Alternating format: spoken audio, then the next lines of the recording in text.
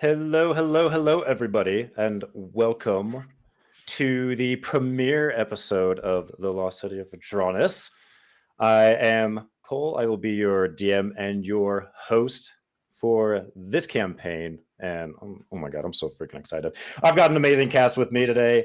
Well, let's just go around and let's get right into it. Let's get to know you guys a little bit. Justin, let's start with you. Tell us a little bit about yourself, who you are. Sweet. Hi, I'm Justin. Yep, thank you.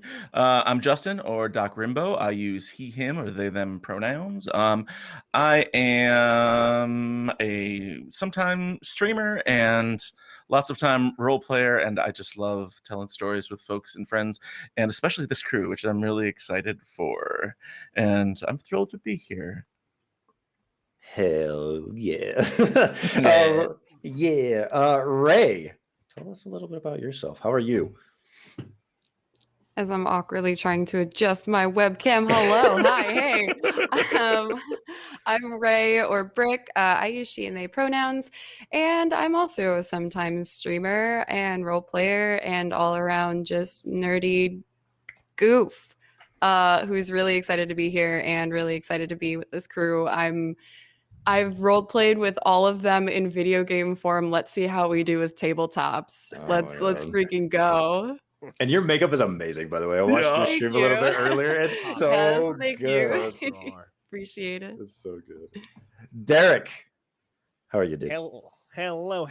So hello, everyone. I hope everyone's doing well. My name is Derek from Top Dark Mountain, and I'm here with this wonderful gaggle of people to hopefully make some wonderful memories of my very first TTRPG, Go Hag. I am a streamer as well as an eclectic brownie, voice actor, aspiring, and as well as somebody who is a dad of 3. I'm very proud of it, and I am here to hopefully go ahead and create some wonderful memories with the rest of these wonderful people that I'm surrounded with. Hell yeah. And last but certainly not least, Isla, how are you doing?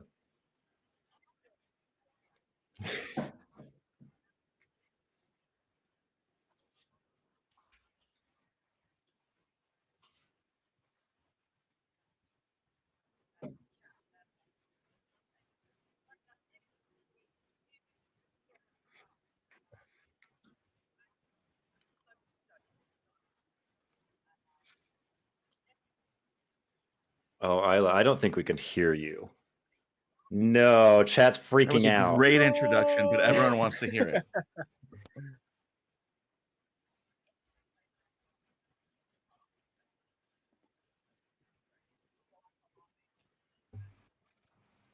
Okay. We will continue while Isla figures out her mic. I just want you to know that she had probably the best intro. She did phenomenal.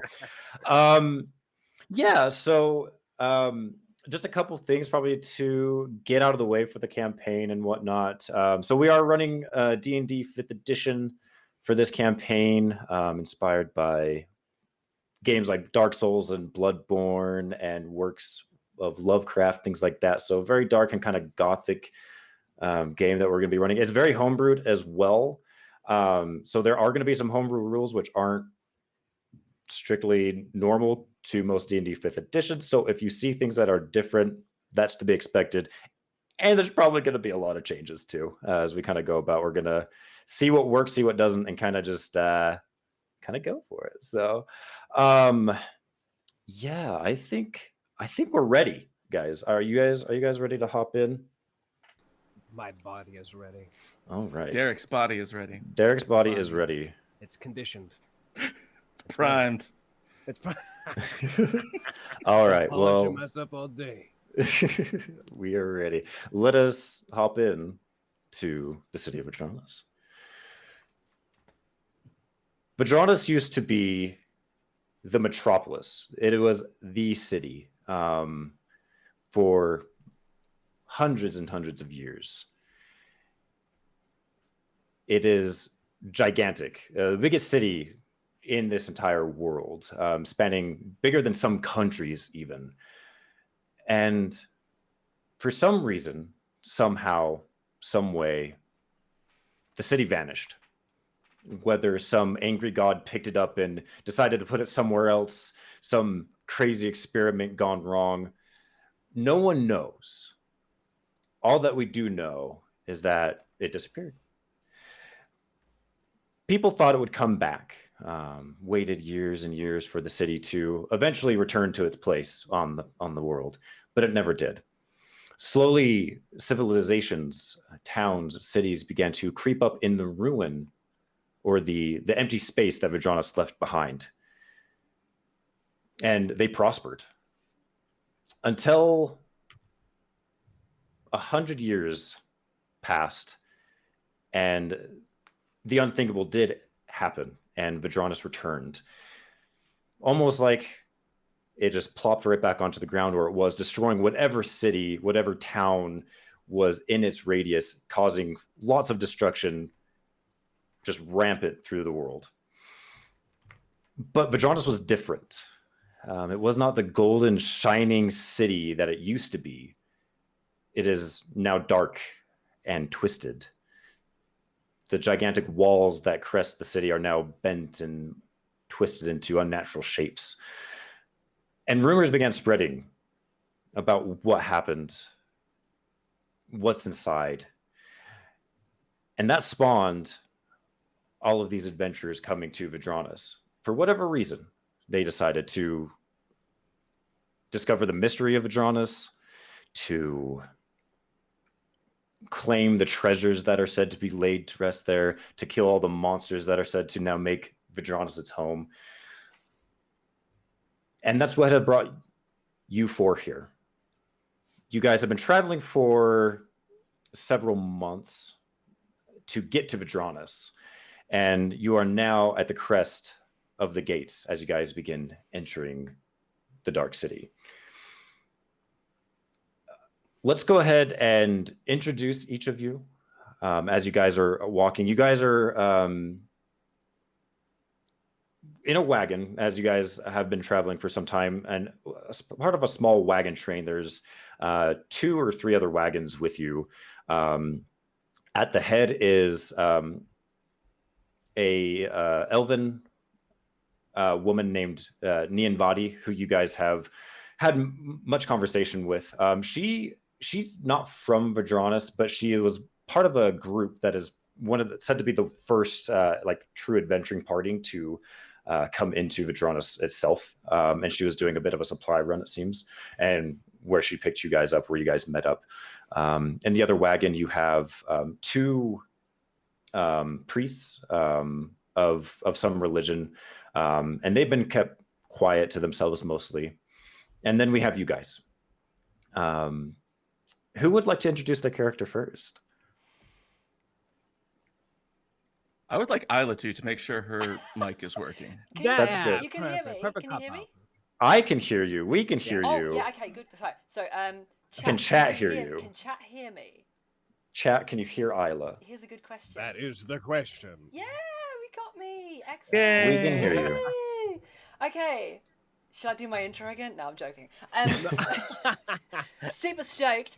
Right, okay. So, Right, so before you see an athletically built elven lady. It's not 100% clear what kind of variant of elf she is. You can only sort of deduce that what she is based on what she's not, if that makes sense. She's not as elegant as what you would consider typically of elven kind. She's a little bit more grizzled, a little bit more veteran-like, and she still has her youth and her elven kind of natural charm or beauty about her. But there's an aura about her that makes you not want to approach her, and at the same time, you almost feel like she's seen a lot. She has that stare about her. She has this kind of plum-coloured hair that's not necessarily short but still conveniently cut, and she wears a tattered overcoat with a single kind of leather with metal inlaid kind of shoulder piece that's strapped across. Very militaristic, very practical, yet there are some embellishments upon her that kind of indicate that maybe she held a rank or something like that. But the most distinctive part about this individual is their weaponry. But I'll get onto that in a little bit, and I'll let somebody else take this. All right. Who would like to introduce themselves next? I can go if you would like. All right. So before you is a very, very large man. He is all gray with an leather armor that is very worn and torn. You see that it's very conditioned in battle, and all among his armor pieces are these danglings of small trophies or trinkets from his battles from the past. They are with teeth and jaws and other things. You couldn't even, it's him just by moving around because you can hear them just chiming all of one another. His pale gray skin adorned with different tattoos scattered throughout his body. But he among is a Goliath, a man of stone, born from a mountain, with his hair long, very rare amongst many Goliaths who are very bald, but he was fortunate in his good gene pool. And this man looks conditioned, always a stern face, but never misses a chance to go ahead and make somebody smile. I was gonna ask if you were in the wagon, but I think your sheer size, if you want to tell us how big you are, I don't think you can actually fit in the wagon. So realistically, there's a small there's a small little like attachment to the back of the wagon where it's just a small platform where Knock sits inside of it like this. Yep. The wagon's like bent a little bit and kind of like dragging across the ground. How tall? Just for the chat, how tall is Knock? Knock is 9 feet tall. He is a very big boy, and adorned with him, he always carries over his shoulder a giant axe made of obsidian, made from the mountain to which he hails from. Awesome. I love it. I love it so much. All right, who would like to? Two left. Who would like to go next? I'll go. If we're going counterclockwise, we'll go. Yeah, it seems about what we're doing. Or clockwise. Yeah. Kick it into reverse. Yeah. So Wisp is a Air Genasi.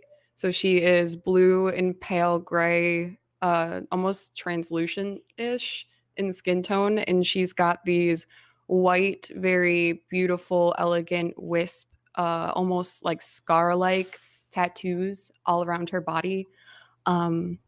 She is moderate in height. She's like 5'7", 5'8". She's pretty tall. She's extremely athletic, very toned. She has perfect posture, like sits straight even on a wagon that is bumpy and moving. Her posture is straight, and she is very strong in not only herself but in the way that she carries herself physically. Her eyes are a milky white translucent all the time. Her pupils themselves are just a tiny bit darker and gray, but almost not able to to tell the difference.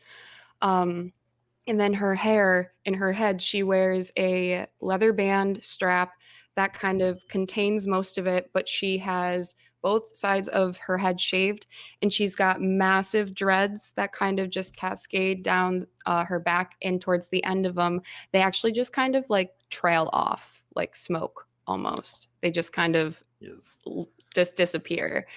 And in between them, you'll see that her colors are very muted, very dark grays, very, very like vibrant charcoals, but red is like the only distinguishing color. And she has like tiny red threads that kind of just like weave in between the dreads here and there.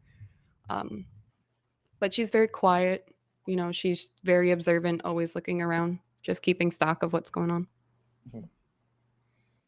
And last but not least. No, not even close. Not even close. So in the darkest corner of the wagon, in the darkest corner of the wagon is a mound of black fabric, a large mound, not as big as Knock, but nothing's as big as Knock. Sort of huddled there like dirty laundry, and out of the top of it poke these two bugbear ears, and underneath you can see a face that is furry, and two tusks sticking up from a large protruding jaw. But then above that, past the nose, there are two small spectacles seated on the end of a big bugbear nose, and a holy symbol on a chain dangling around his neck.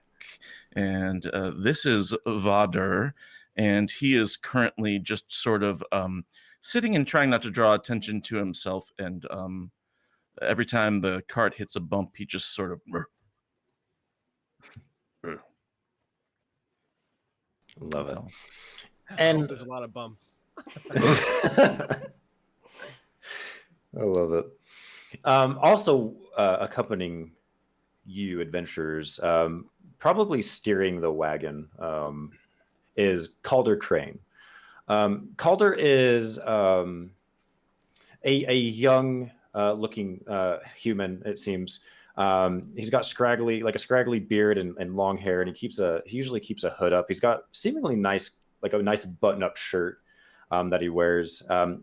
You would estimate he's probably 6'2", 6'3", but he hunches a lot, and so he very much appears much shorter than he actually is. And you can see as you kind of peer out from outside the wagon, he's kind of just he's always doing something with his hands. His hands are always moving, even holding the reins. He's kind of just like always just doing something.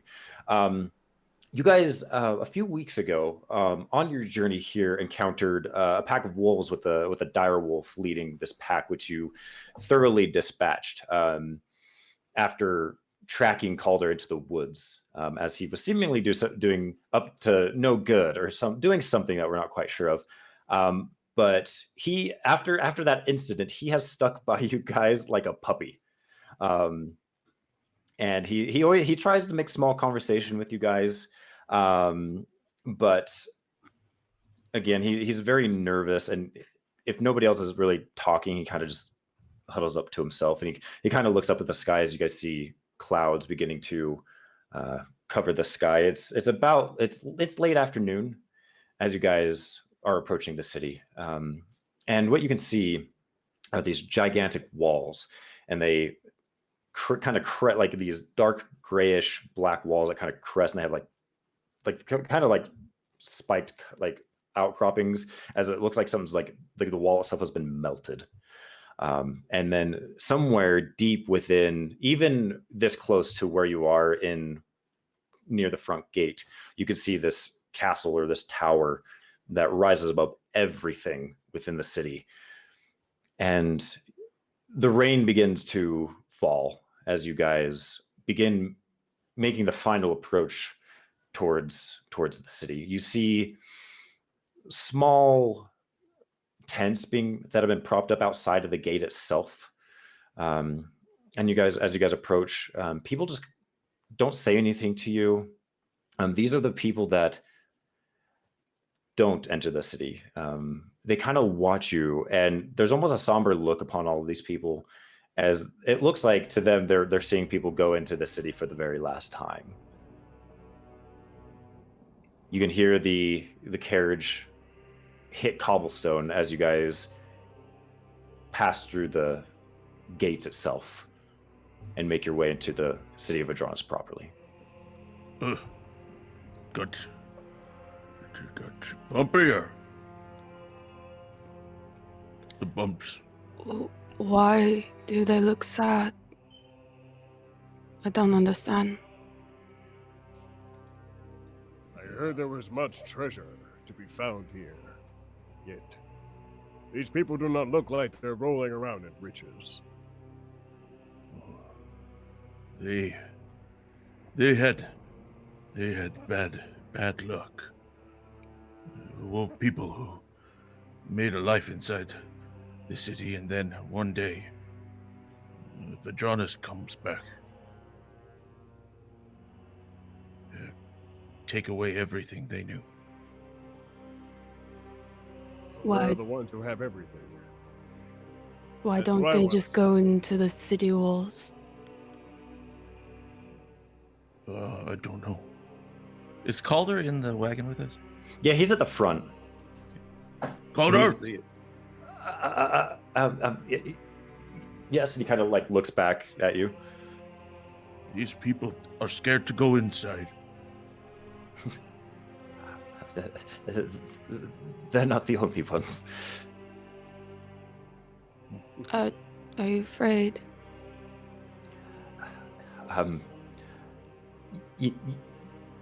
Yes. Yes. Oh. He kind of smiles. Why? I've heard the rumors. I've heard what everybody says about this place. But you have not seen it yourself. No. I mean, other than the travel here, you can see it for miles. But no, I've never been here myself. No. Then how do you know it is to be feared if you haven't seen it with your own eyes? Well, because everybody else told me so. Do you do everything that everyone tells you to do? Or think or feel? And he kind of just like trails off. He doesn't really know what to say to that.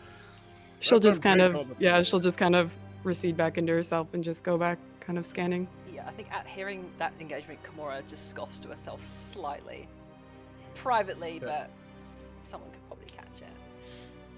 Nock raises his head up and says, well, let them take all the fear with them. When they go ahead and take the fear, we'll find the glory. That sounds yes, anyway. He just turns his head back and kind of like slaps the reins a little bit to get the horse to catch up to the rest of the wagons. As you guys crest through the gates of Vedranis, you are able to see Vedranis properly for the first time. The buildings are old, as would make sense, as this town or the city is well over 100 years old, if not longer. There are cobblestone paths that are kind of broken up in patches of dirt. It's very bumpy, making this journey. A lot of the buildings that you see are also in disrepair. Some of them are completely collapsed. Some of them are just missing parts of a wall or something. It looks like something major happened, at least in this part of town. The thing that you notice that is kind of eerie to you is once you cross the threshold, you feel almost as if like a pressure is pushing up against your chest. It's a feeling that you felt for some months now as you get closer and closer to Vedranis. But once you have crested into Vedranis proper, it's almost like someone is just pushing you away. It gets a little difficult to breathe.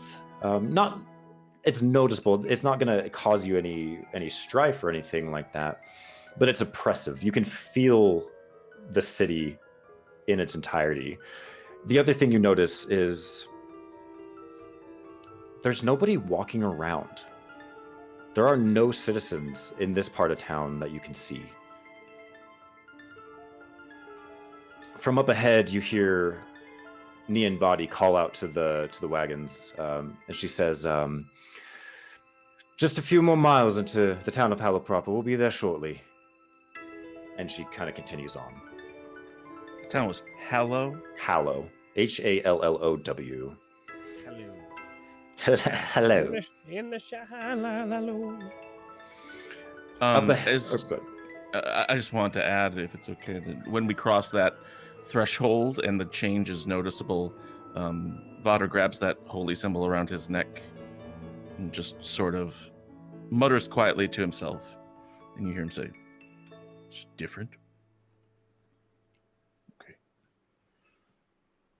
Yeah, Wisp in that moment, if there's like a noticeable change in energy, she will also just kind of like take a moment, and you see her kind of like step back on the opposite side of the threshold and take like a moment to ready herself. And then when she crosses it, you see just like her eyes flicker a darker gray for a moment and then just keep going. And I know we're probably not gonna use it, but I'm gonna use a key point to do patient defense just in case anything is to. She's very on the defense absolutely. right now. Yeah.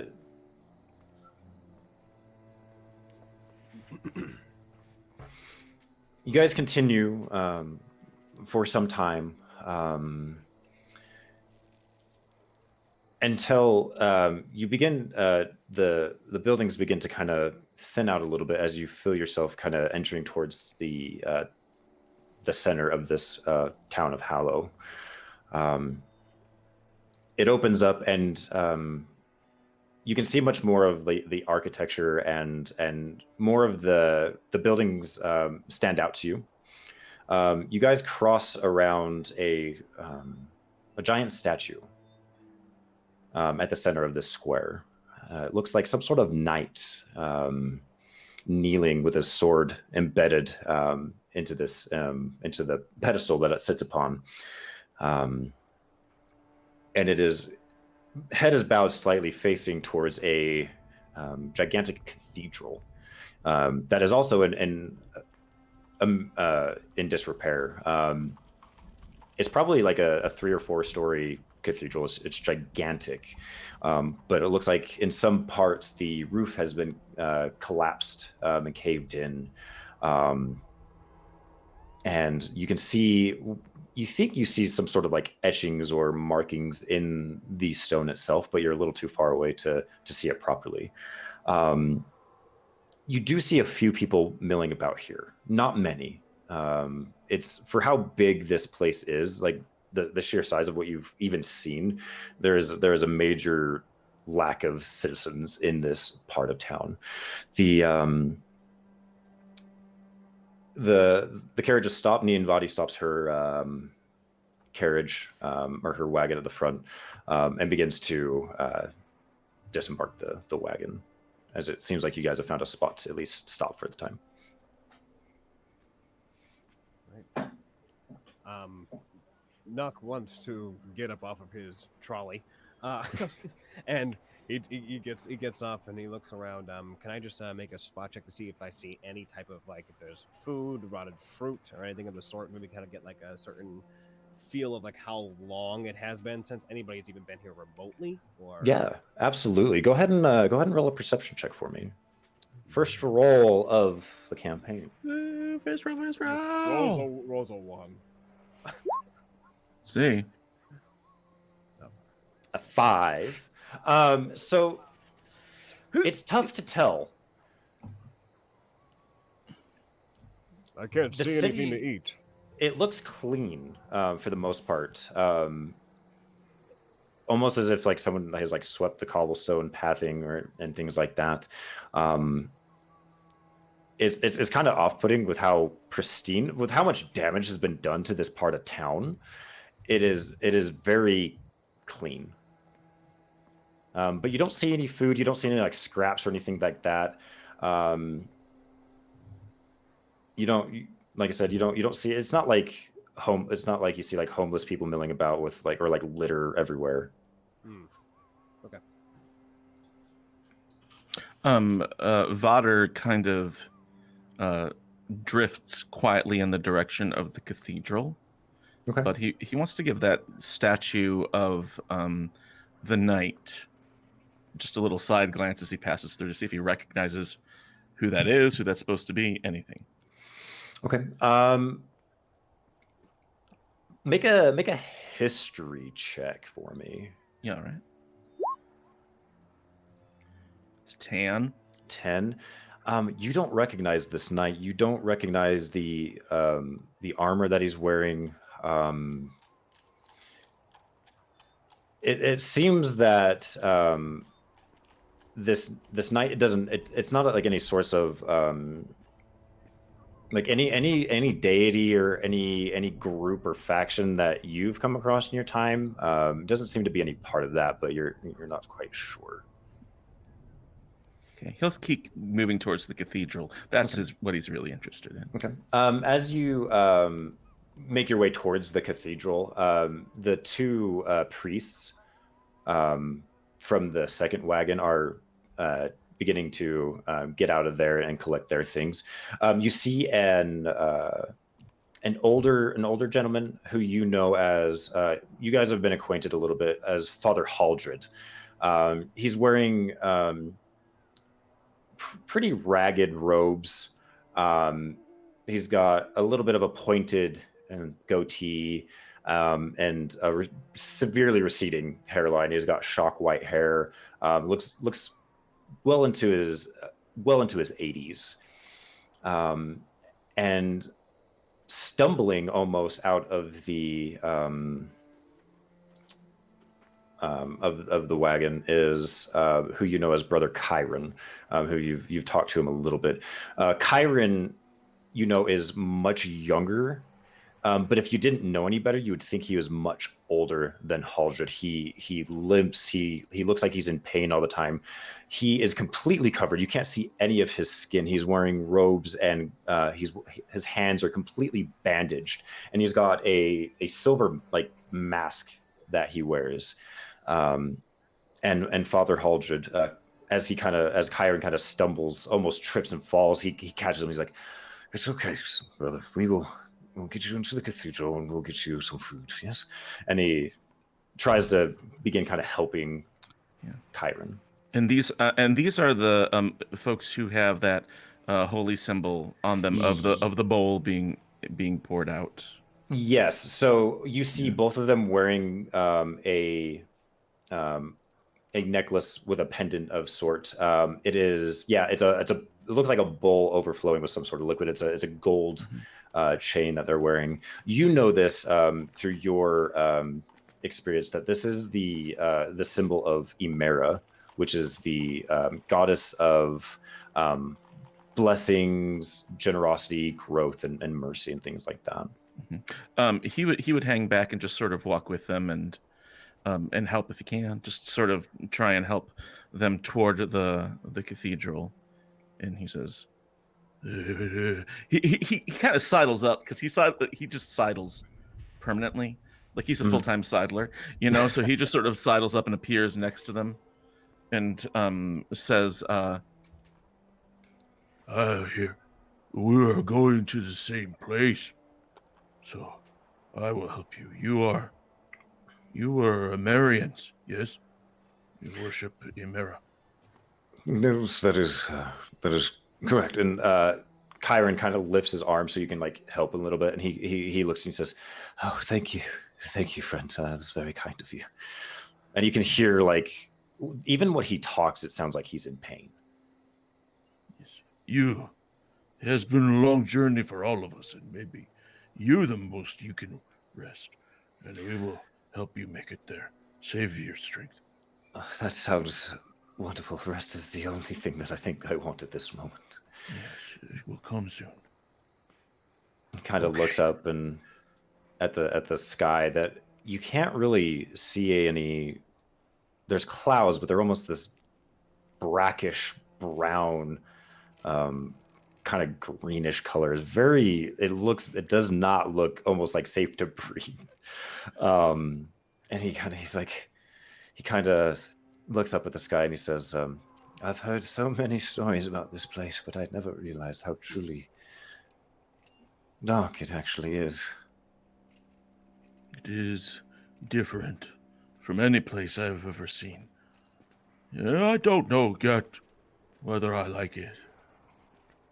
I might like it later. Perhaps we can bring some light to this place. Yes, a change would be good. I'm going to head off with them towards the cathedral. Okay. Kimura was a little late getting out of the cart.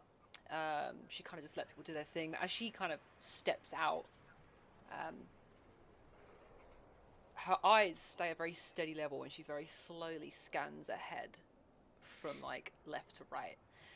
And she's trying to take note of all avenues and streets that lead to and from this area. And at the current time, any potential things that are out of place, defensive positions, that sort of thing. Right. Go ahead and make me a quick perception check. Okie dokie. Where's my perception at? Here we are. 10. So what you see almost like the walls of Vedranis, the walls that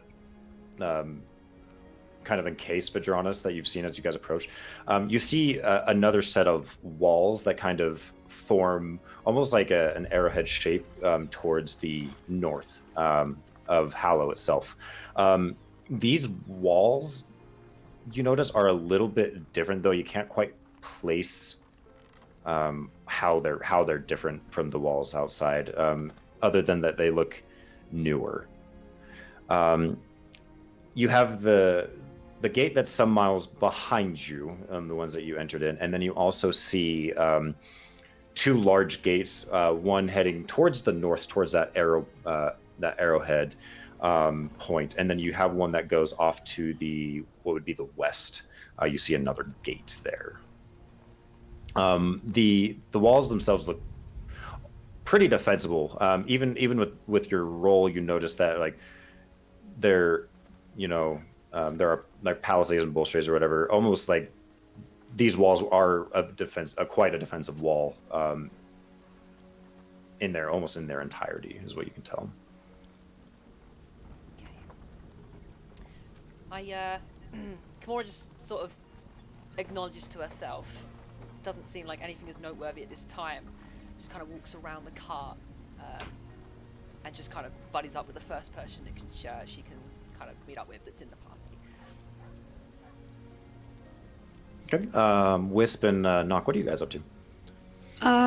So Wisp, I think, is pretty much on the same level as Kimura, but I want to try and climb up to a vantage point to see if I can see anything else that is beyond where we are, or just in general what I can get from a higher viewpoint. So I'm looking for some sort of wall that I can scale up or climb to get to like a perchable little place. Are you wanting to like climb on like a building or wall that's in Hallow itself, or are you wanting to actually climb the wall that kind of surrounds? No, in Hallow. Yeah, I'm just trying to get more of a layout of the town, anything that I can see maybe within it or beyond, a building, people, anything that looks like maybe it was recently like been to or through. I'm just trying to see if I pick up on anything from being on a higher viewpoint. Yeah, go ahead and you're able to find like these buildings are very easy for you to climb, as they're like some of them are in such disrepair. There's so many bricks and pieces of stone that have been dislodged. It's easy for you to scale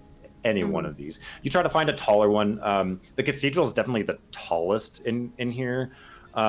And you think she wouldn't want to crawl in the cathedral because she doesn't understand religion really, but she has a respect for people who do. So she feels like it would be wrong to crawl on that building specifically. That's fair. So I'll try to find one kind of tall and adjacent to it. Okay. You're able to find one that's relatively tall. Most of these buildings are sit quite a bit lower than the wall in the cathedral itself. You can go ahead and make me a perception check, and we'll see what you can see. Not a damn thing. Yeah, unfortunately, there you can see the wall. You can kind of see a similar thing that that Kimura has. You can see the gates and whatnot. You do notice that the gates are currently closed, but that's all you can see. Unfortunately, you got this giant wall. It's almost like just overbearing, and then this cathedral that does seem a bit taller. Yeah. So If Kimura is okay with this, I feel like on our travels we would have established this, since we are both very kind of like strategic in the way that we view the environment. I feel like if I Wisp would take vantage points and then you would scan the ground, Kimura, and if she sees anything, I have minor illusion, so I can minor illusion something next to you. For like yes, I see something, or for no, I don't see something. If you're okay with that. I will say Kimura definitely appreciates magic-based tactical communication. Yeah. So absolutely. Just kind of like hand movements, but illusions. Basically, so she will send, so it's a minor illusion of like a shadow hand. It can't do anything, just looks like a hand. But basically it's if she sees something, there's a thumbs up, and if she doesn't see something, it's a thumbs down. I love it. Absolutely. Yeah. So I imagine you're not too far from me, but it's up to 30 feet. So I'll minor illusion a thumbs down to you, and then just kind of like backflip off my perch. Oh God. I am gonna do it. If Flexing. you make me roll for it, that's fine. But I'm gonna She's flex. I'm Let's just gonna do a casual backflip. may as well. Give me a acrobatics check. Uh-oh. Don't land on your face. Oh yeah. Hey. Yeah. Yes. You're able to backflip off the Sweet. off the wall that you're on. First successful roll of the campaign. Yeah. Doing a Yeah. flip. Doing a flip. Doing a flip.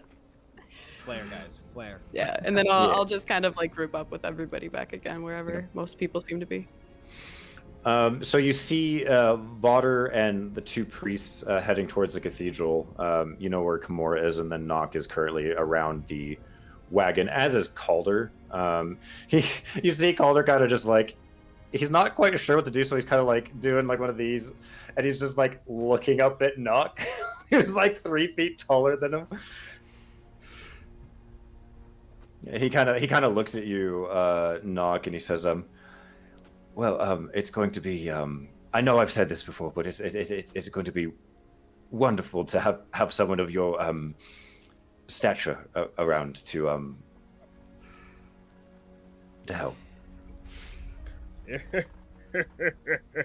Yeah, I'm happy I'm a big man too. Nock looks away and looks at the man with the knife the statue of this knight, and he says to the small man, he says, "You know, it might be even better if we had that fella there helping us too. Oh, You know, they gave him a statue. I wonder what he did to go ahead and get him one of those."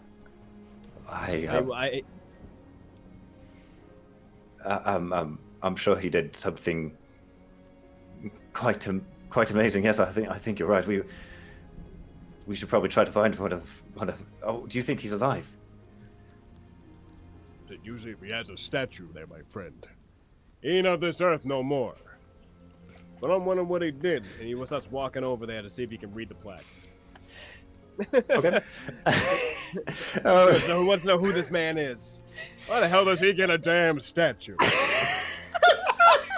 A big man wants to know why the other big men get statues and he doesn't. This is so good. Oh God. It's so good. I do want to say, you I want got to take a right moment to into point out that Tilo. I was in chat just shouting out, putting you on blast for just being Tilo, bro. I love it. I love it so much. You approach the statue, and the statue is a little bit taller than you, not much, because it sits on a pedestal, so it's probably about 10 to 11 feet tall, so it's just a couple feet taller. The pedestal's down towards the ground, so you have to kind of kneel to see it. What languages do you speak? Oh, just common, and then my own tongue, which I think is I think just common. Like giant, or yeah, like giant, I think it's or something giant. like that. You do not. You don't know the language. You can see if you can maybe discern what language it is, but it's not one that you read or write. Oh, I'm just gonna look at this and be like, I don't even know what the hell this man's name is. How are you gonna give him a statue if I can't even read who it is? What? There goes his achievements right out the window. He looks back to the little man and looks to the other two ladies over here and walks his way towards both Wisp as well as Ben's character. You hear a voice behind you as you're saying this. You hear Nian Body, and she says, "It's not a plaque of a person, but of a group. It seems that we've been able to figure out here in Hallow. He's one of the Sentinels." Not a specific person. And what's a sentinel? From what we can gather, what we know, some sort of guardian. Some sort of guardian. Well, he ain't protecting much if he's made of stone, right? Continues walking over to the ladies. Yes. She kind of looks about as some of you maybe gather around, and she says, here we are. You might be able to find lodging in the Sentinel's Rest. It's an inn just on the other side of the street. If you're looking for work, you might be able to find some there. If you're looking for a little bit more excitement or anything, you can come find me and my party, Highball's expedition. We make our home up in the bulwark. And she turns and points up to the giant wall that surrounds Vedranis itself, or Hallow itself. And you can see like a tower that kind of sits upon the wall itself. Highball will want to make sure you're. He'll want to prove your mettle, but I'm sure he can probably figure something out. If you're interested, you can come find us. One more time, what was the name of that group again? It was Highball's... Highball's Expedition. I'll type it in. Cool. In the video chat. And where did she say that they were located? What was the name of the place? The Bulwark. Bulwark. And that was a tower. She like pointed, and it was a tower. Yeah. So that giant wall that you were looking at, it's a tower that's like inset and built into the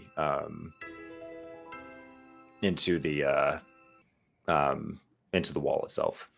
Okay.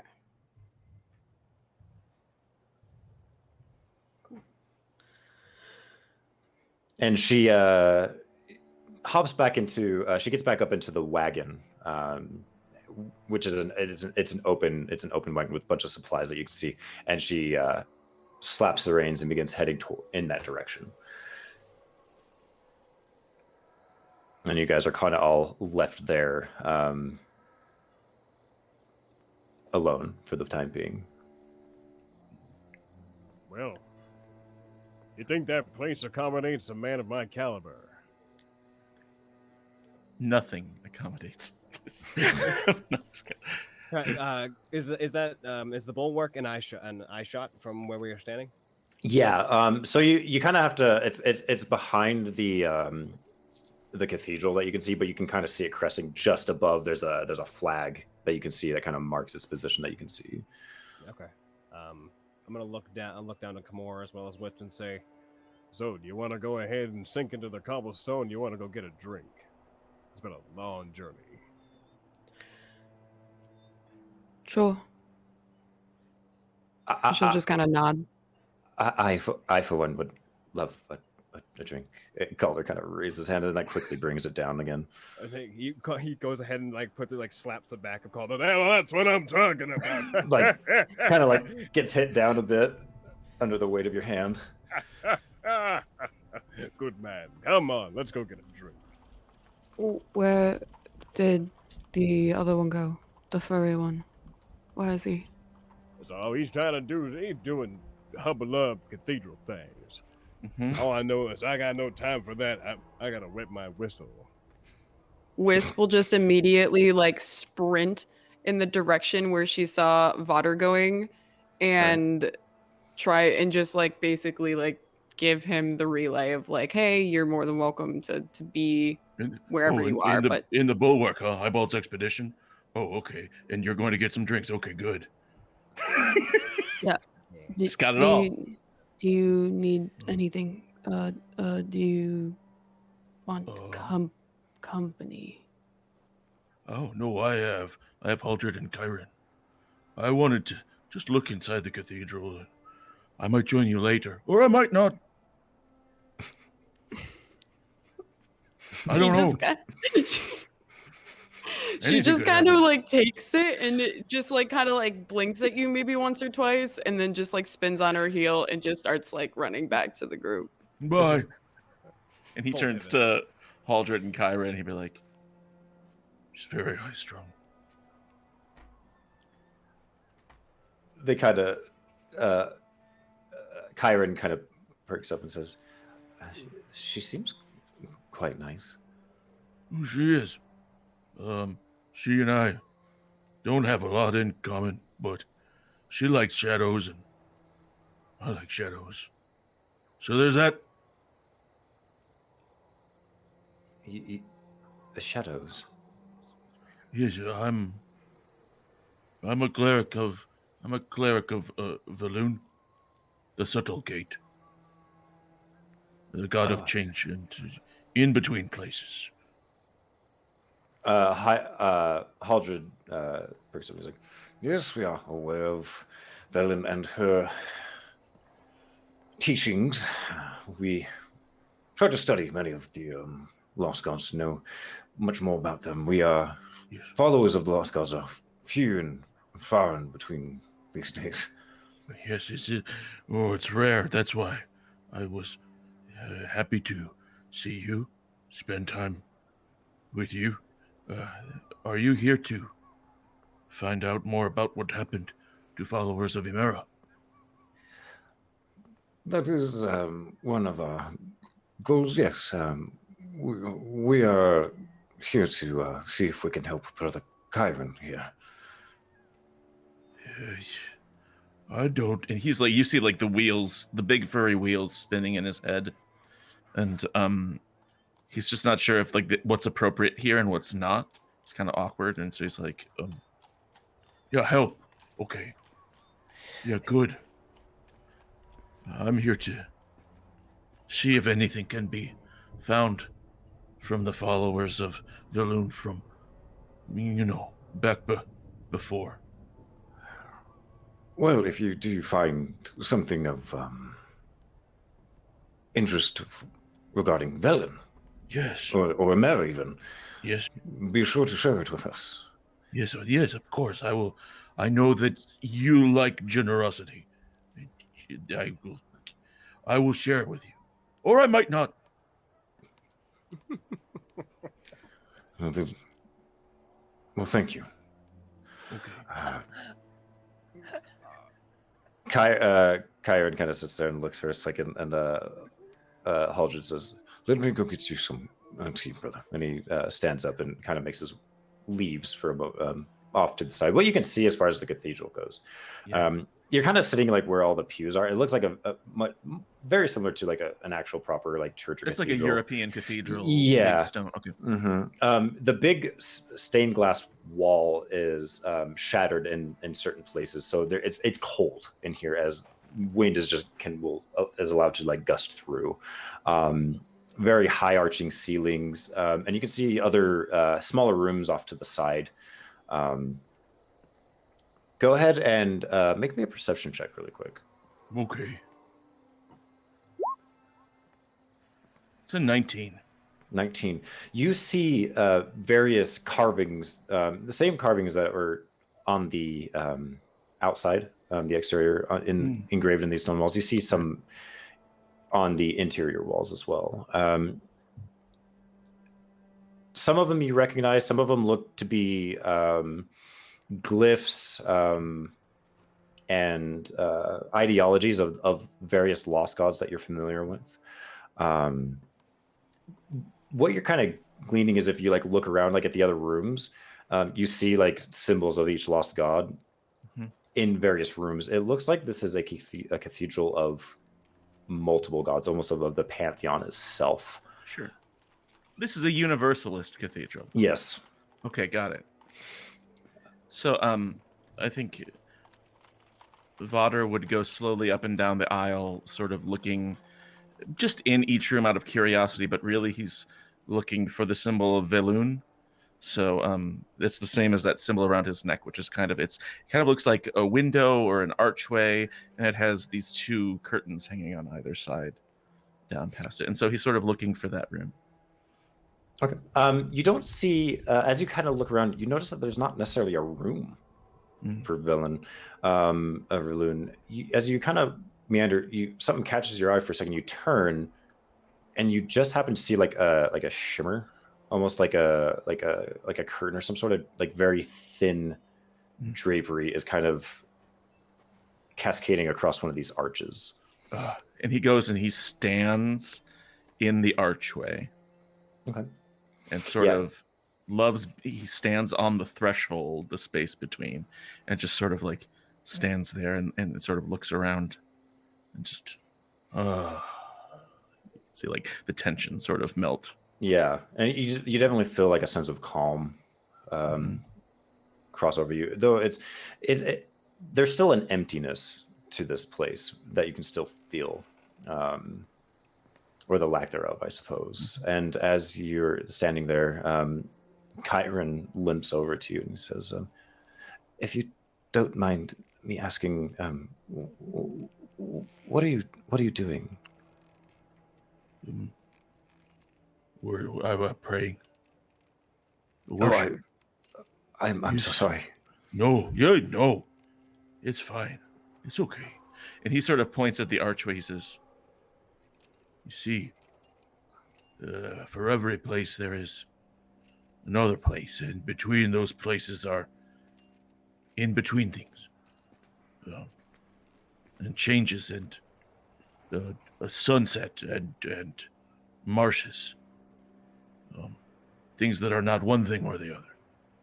And so every doorway is a temple to Valoon. This one, and he looks up at this archway with the curtains. He says, this one is intentional, but every doorway is a temple to Valoon. I see. Do you mind?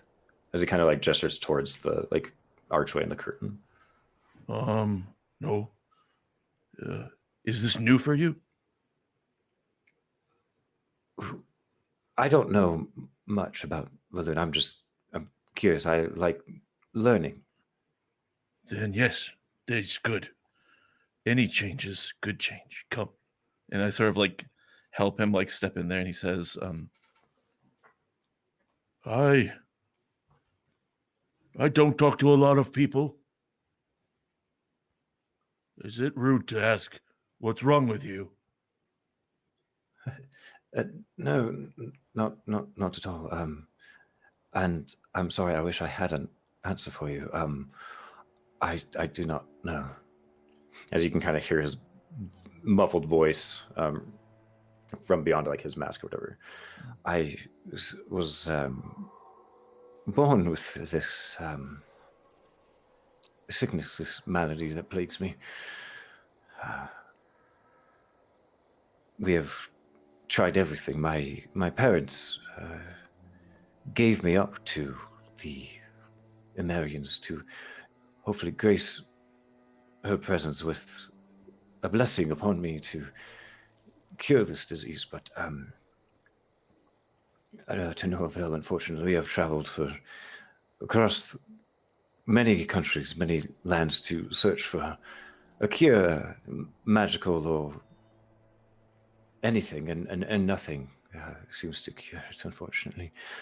When the Lost City reappeared, we thought that this might be the one and only place to maybe find something that might help. So Father Haldred, bless his soul, has accompanied me here, and he is helping me try to find an answer to this. It seems desperate. I don't mean that in a mean way. I feel like a lot of people come here looking for something they can't find anywhere else. Do you think you're going to find it? Well, I'm not quite sure, but we are. There's not much more to do. I'm not more than 16 years old. You see, I don't even know if I have many more days left in me. Every day could be my last. Oh. So I may as well come to a place such as this. I suppose it's only fitting. I suppose. Well, if change is what you want, and if that change comes from Emera or Valoon, I don't care, as long as you get what you need. That is very wise of you to say. I shall keep Valoon in my thoughts and in my prayers. Yes, and Emera, be merciful to you. Thank you. Vada, correct? Yes, Vada, and you are Kyron. Kyron, yes. Okay. I won't keep you any longer. I've taken up enough of your time. Yes, I'm bored now. I'm going to see my friends. And he like abruptly turns and leaves. Okay. And you kind of leave him as you can hear him kind of shuffle back to his seat as you exit the cathedral. It's so good. I'm leaving now. That's just me. That's how I end conversations. Love it. Oh my god, so good. So as we reconvene with the you other three, you guys are making your way towards the inn. Yeah. You guys can see this inner tavern. It's one of the only places that has lights in Hallow, like some sort of lantern or light coming from the windows. You see a sign that designates it as the Sentinel's Rest. It is a green sign in the shape of a D20 that has the helmet of that statue that you see behind you. And it says the Sentinel's Rest, and there's two like bushels of wheat or whatever kind of cresting it. And as you guys enter, let me get a little bit of a change of music here. You are instantly met with warmth. The kind of the thing that you notice is the oppressing kind of feeling that you have noticed while being in Hallow. It doesn't disappear, but it is lessened some. It is a very warm interior. You immediately feel comforted. Around you, you see several individuals, probably the most like individuals you've seen since even entering the city. To your immediate left, you see a halfling kind of going. It looks like he's going over some sort of like large parchment on a long wooden table. Just ahead of him, around the hearth, you see several couches that look pretty comfortable, and you see it looks like a dragonborn sitting there. Up, you see more benches and tables and whatnot. You see three people kind of huddled together on one of the benches, talking silently amongst themselves. And then at the bar itself, you see another large creature. You see they look to be about 7'9", and very like broad-shouldered and strong. Let me get up his pig shawl. You immediately recognize them as a Firbolg. Wearing barkeep's clothes, but like I said, very large. He's got like indigo skin with these white tattoos, kind of like not identical to Wisps, but they like come down across his chin. They're more geometrical, like kind of rectangled, and then dots under them. Piercings adorning his ears and his nose, and he's got a little bit of a beard. And as you guys approach, he looks up from the tankard he's cleaning, and he says, "Well, how are you all doing? Welcome. You must be new here. You look like outsiders." Said, yeah, you're right. We're our outsiders. Been a long journey on our way to this godforsaken city. I would love to go ahead and get the tallest ale you can, something I can fit all my fingers into. Oh, we've got plenty of that for you. What was your name, friend?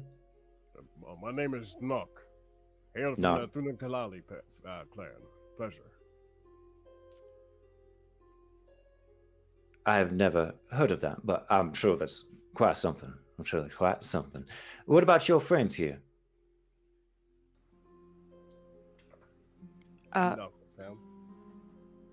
Water. Your name's Water? Oh, no, I thought you were asking my order.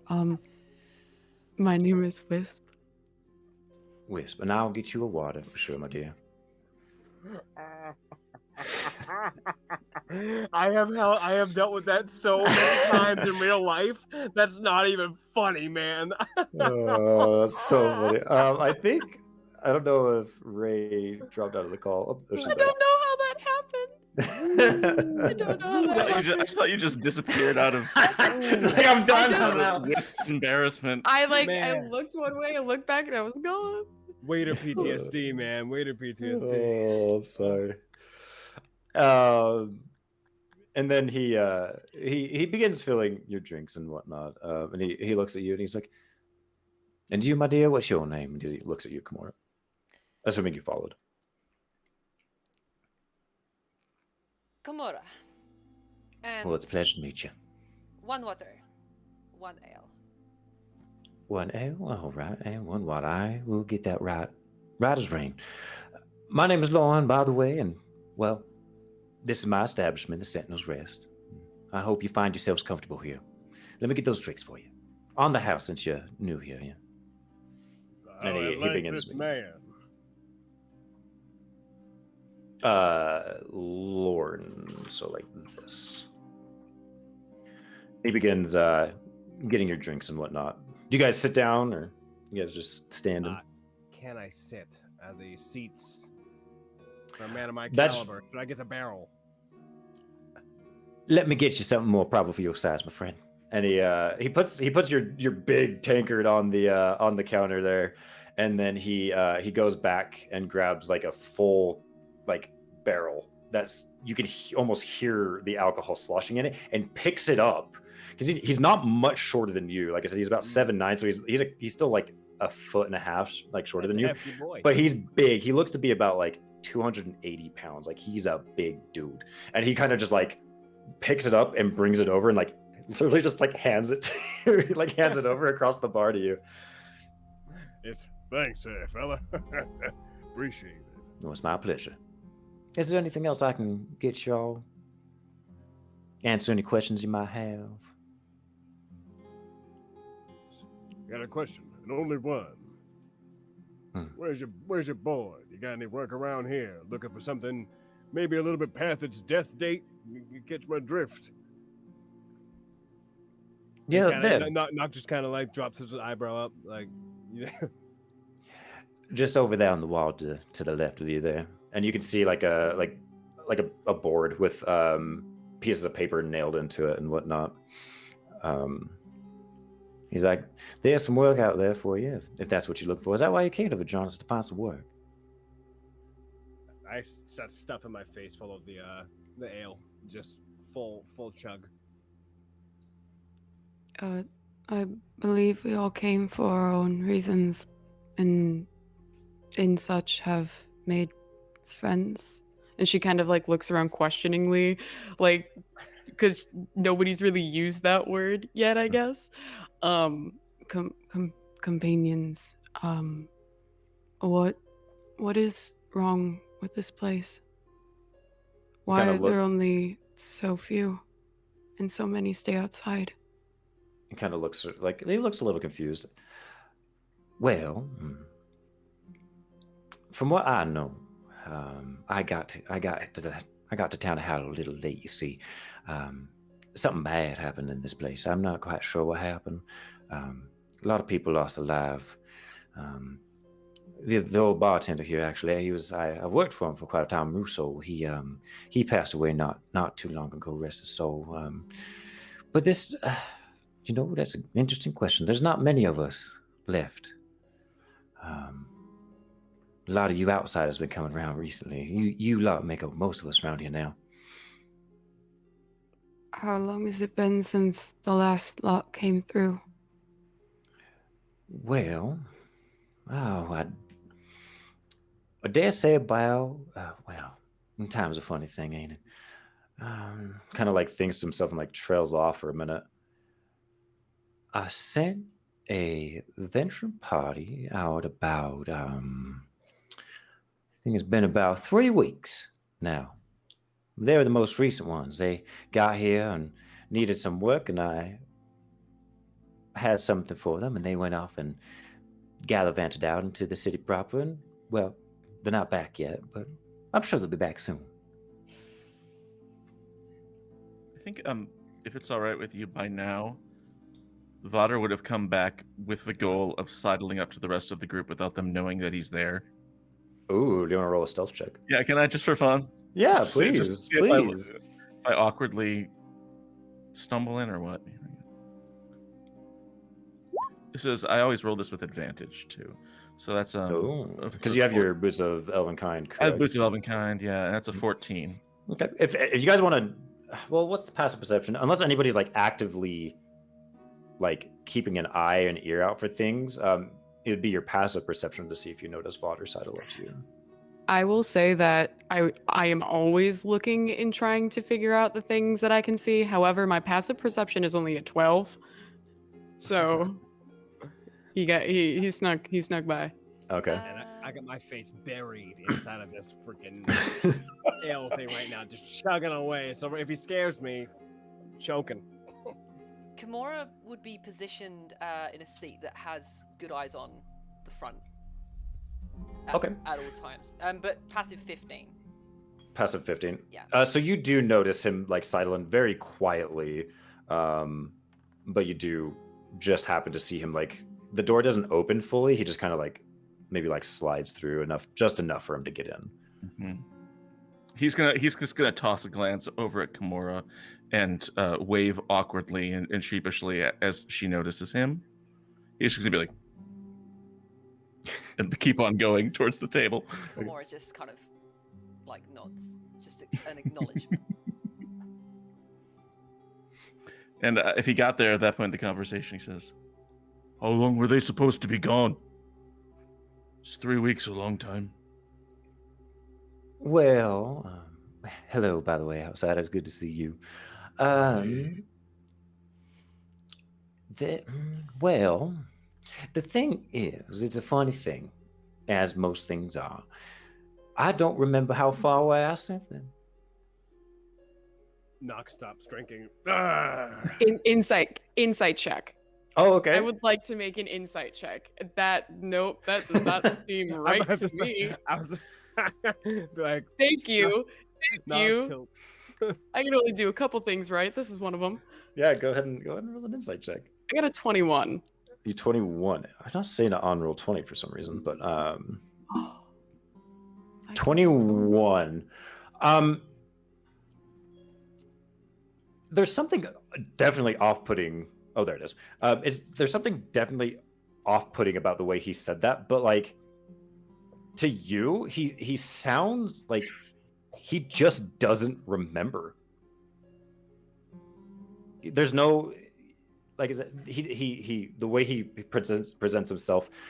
He's not doing anything. There's no like shady like look around. Like he doesn't raise his voice as if he's lying or anything like that. From what you can tell. I from where my vantage point is, I just kind of like side eye him the slightest amount and then just go back to kind of like trying to be on a swivel. And he kind of continues. He's like, well, you see, I've lost my memories, you see, and I sent this veteran party out to see if they could find them. But I just can't remember. I just can't remember for the life of me where I left them. Your memories? Yes, that's correct. Don't you keep them in your head? Well, that's what I would have thought, but I just can't remember certain things. Oh. How much you have to drink? I mean, I don't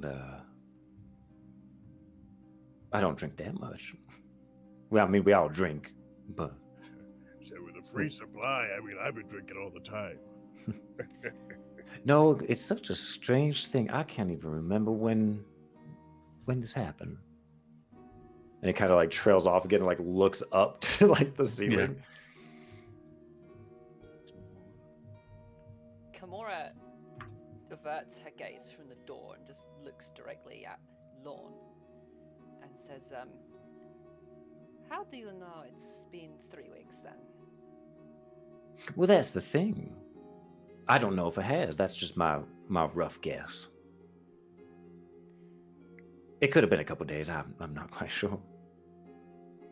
So what you're saying is everything you have said cannot be trusted based on your memory. He kind of looks up and... Well, I know I'm telling everything that I know to the surest of truths that I know. But I suppose it could be false. Anybody else around here as forgetful as you are? Well, you know, Miss Sky seems to be forgetful sometimes. But no, nobody else. I mean, I don't get out much. I only see mostly you outsiders, but You lot seem to have your head on straight. Skip. Are you the only person around who has memory trouble? Kind of thinks for a second. I'm not quite sure. That's not the sort of thing I talk about to others usually. It's not a, well, I mean, it is now, a conversation over drinks, but usually it's not. But like I said, Miss Sky has some, she likes to trail off too, but I think that's just in her nature. I don't think she has memory problems is all. So I guess, yes, I think I'm the only one who has memory problems around this place.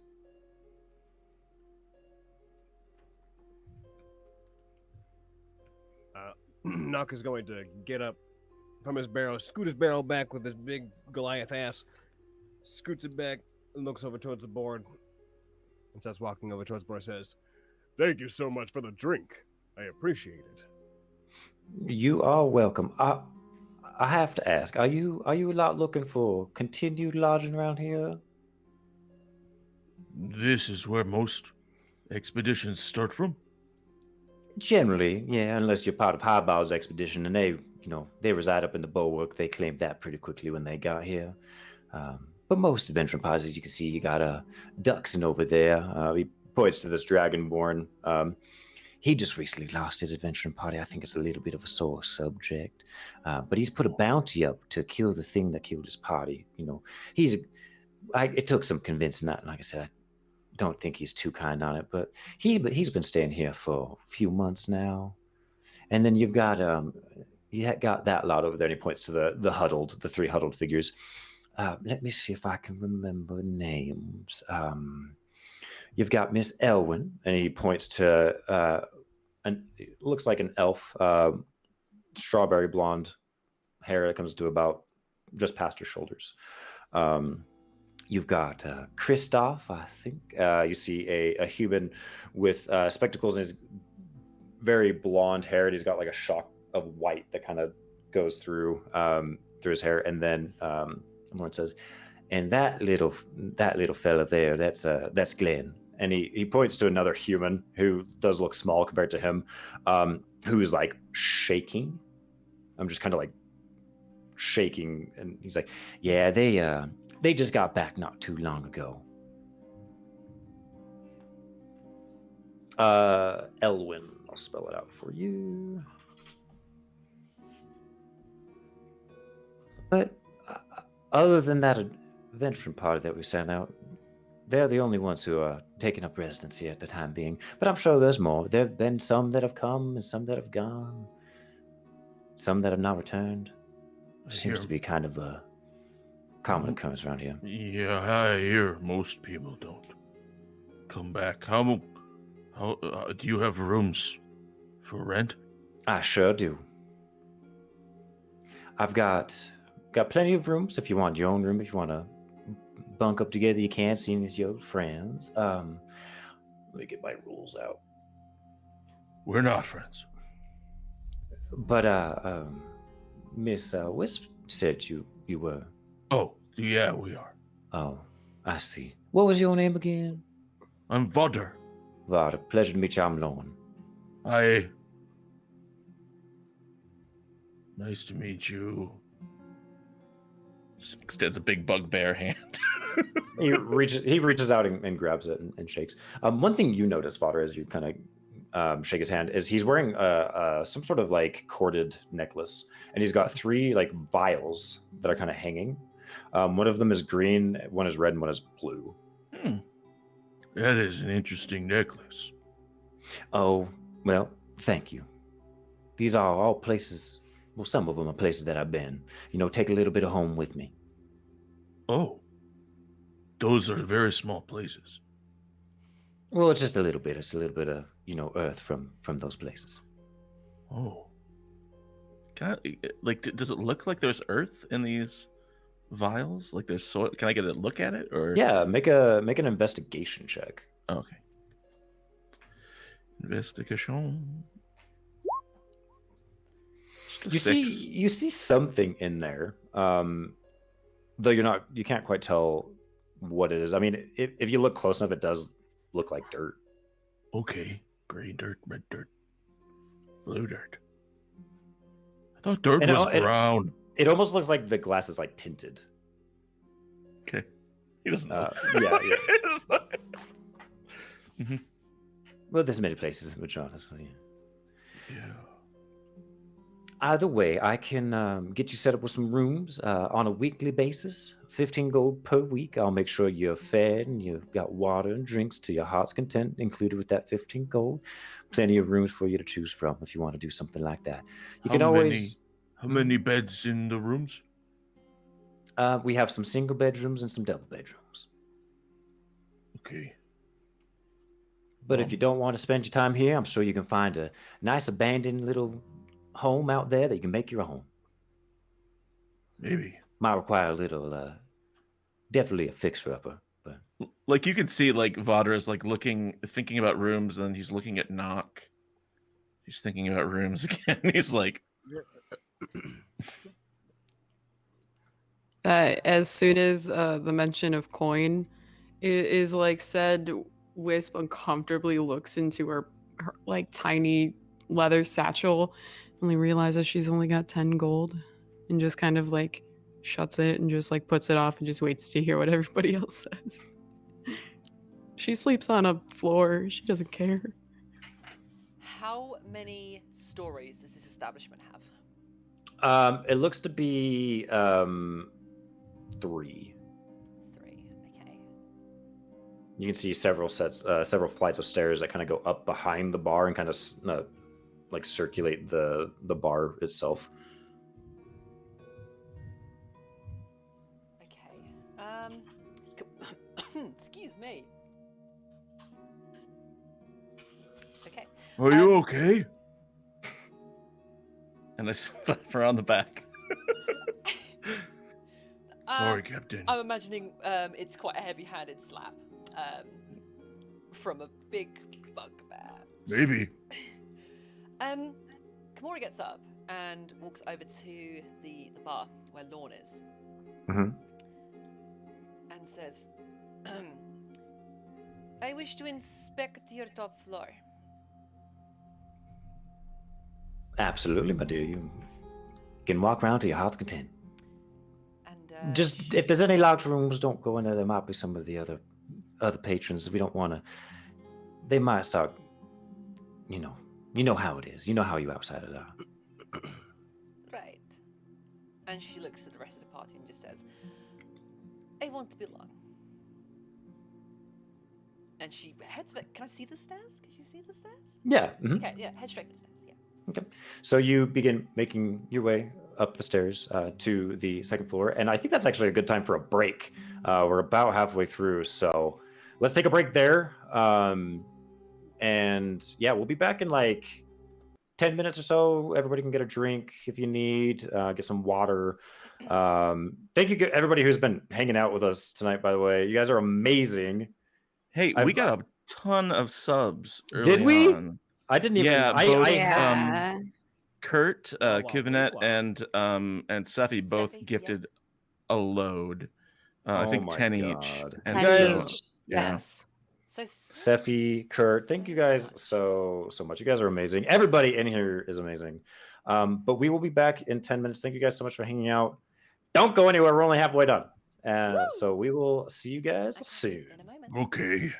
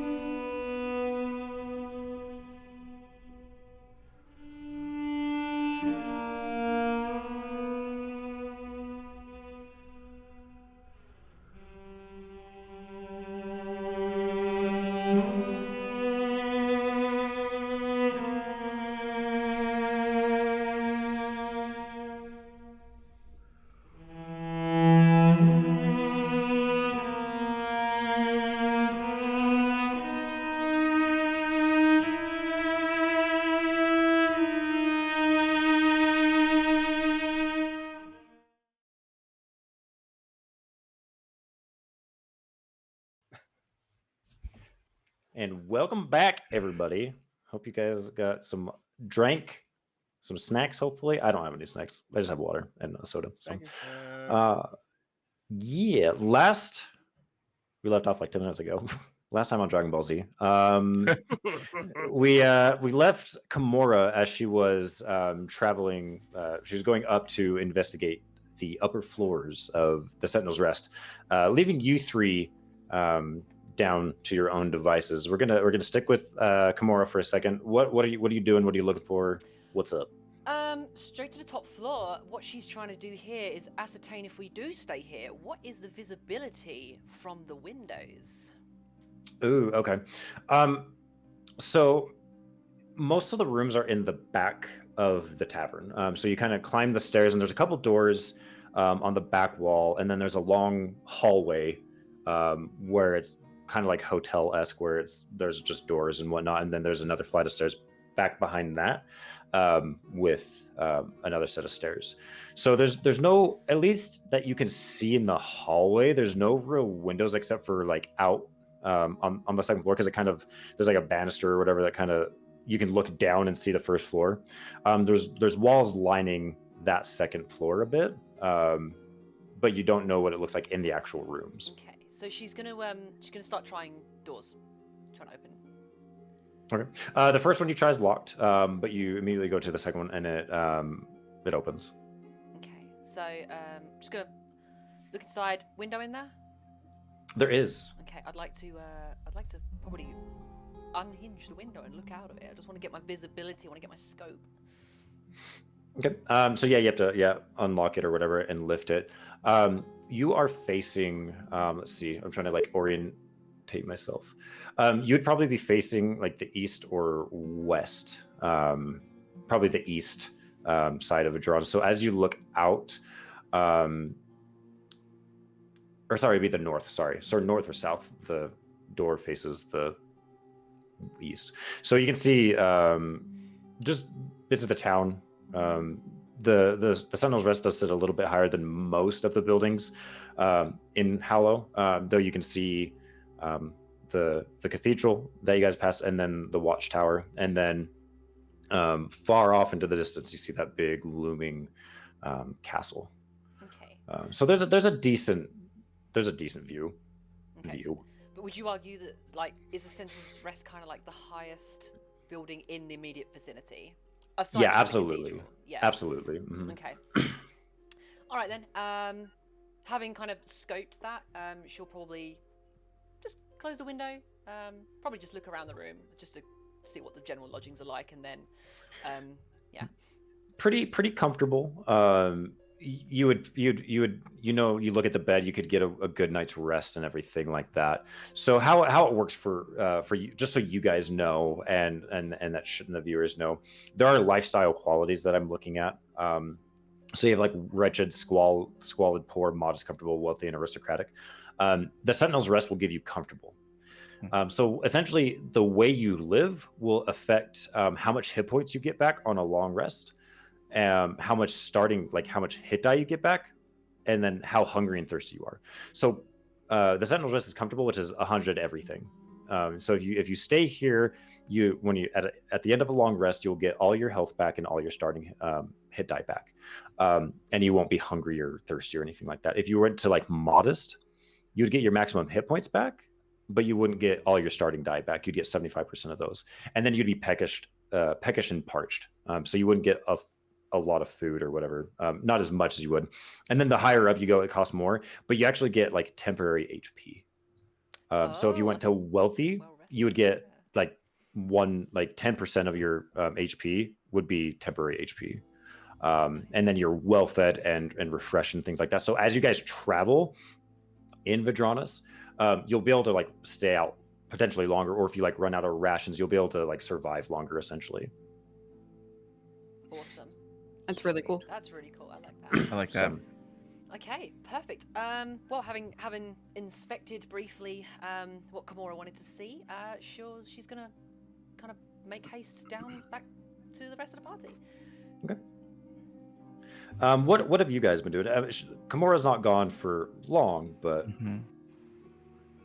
I was heading toward the bounty board after just completely chugging that entire huge ale to see what's up there to find. Hopefully, it's a glorious adventure. I would follow. I would go with Knock. Okay. Just sort of trail him, right? Just sort of float behind. Yeah. In his so shadow. You can see. It looks like there are 2 or 3. There looks like there's 2 currently bounties. The first one, as you kind of look and read, it shows. It says, Duxon, the Gold Dragonborn adventurer, is looking for a hardy adventuring party to bring him the head of a gigantic centipede that decimated his adventuring party. He's offering 600 gold pieces for the monstrosity's head. It was last seen in the northwestern corner of the Old Croak Market. The one after that is several adventuring parties have mentioned seeing a large conservatory near the fork in the river. Halloran, the herbologist, is interested in some of the rare plant life that might still live within.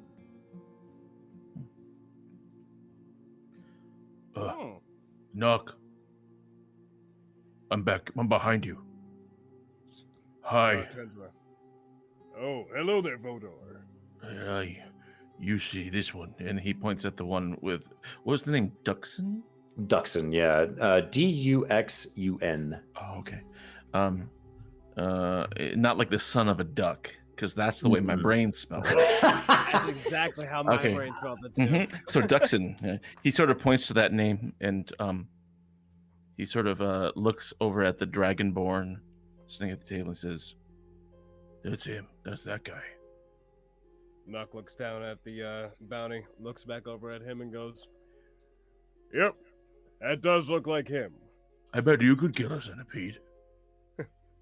Twice. I'm pretty sure I could wear that centipede as a hat. But I don't think he would pay us twice. You don't think so? No. I think he just wants it dead once. Well, if we end up killing it once, I don't see why we can't go ahead and kill it twice. Okay. Maybe. He looks down at Vaughter. He says, let's go ahead and give him a party. Okay. A party. I push Vodor in front of me, and I start pushing him towards walking behind him, pushing towards Mr. Duxon. Duck. It's kind of sliding. Yeah. Yeah, so you push him towards the hearth, which is a very large fireplace. And Duxon is sitting on like the center couch, essentially, just kind of peering into the fire. Sidle up next to him quietly. With the 9-foot Goliath pushing behind quietly. He like gives you like a side glance, looks at the party. He's like, "Is there something you want?" I heard your friends are all dead. They're not my friends. Oh. Knock's jaw drops. Big centipede. Yeah. You were on the job board. Lorne made me put that down. Is Lorne I don't. Dad? He like glares at you. Knock. And this is the first time as you guys kind of get a look at him. So you do. He's Gold Dragonborn wearing like plate armor.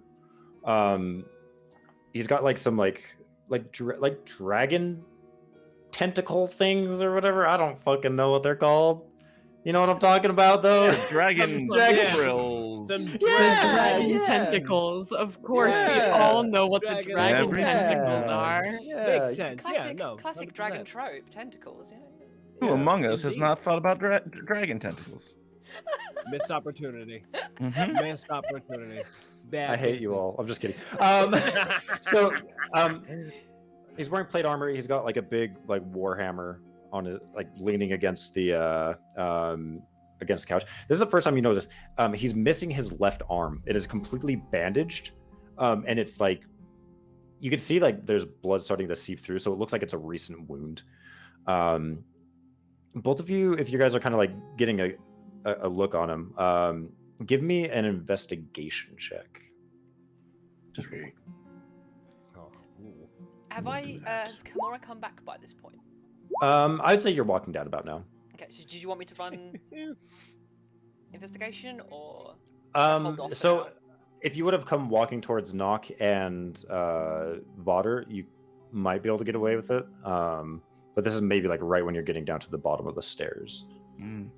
Okay, yeah. I rolled a I rolled a 16. 16. I rolled a 10. Okay. So Vodder, you notice on his chest, so like his armor kind of comes down a little bit, so it reveals like the upper part of his chest.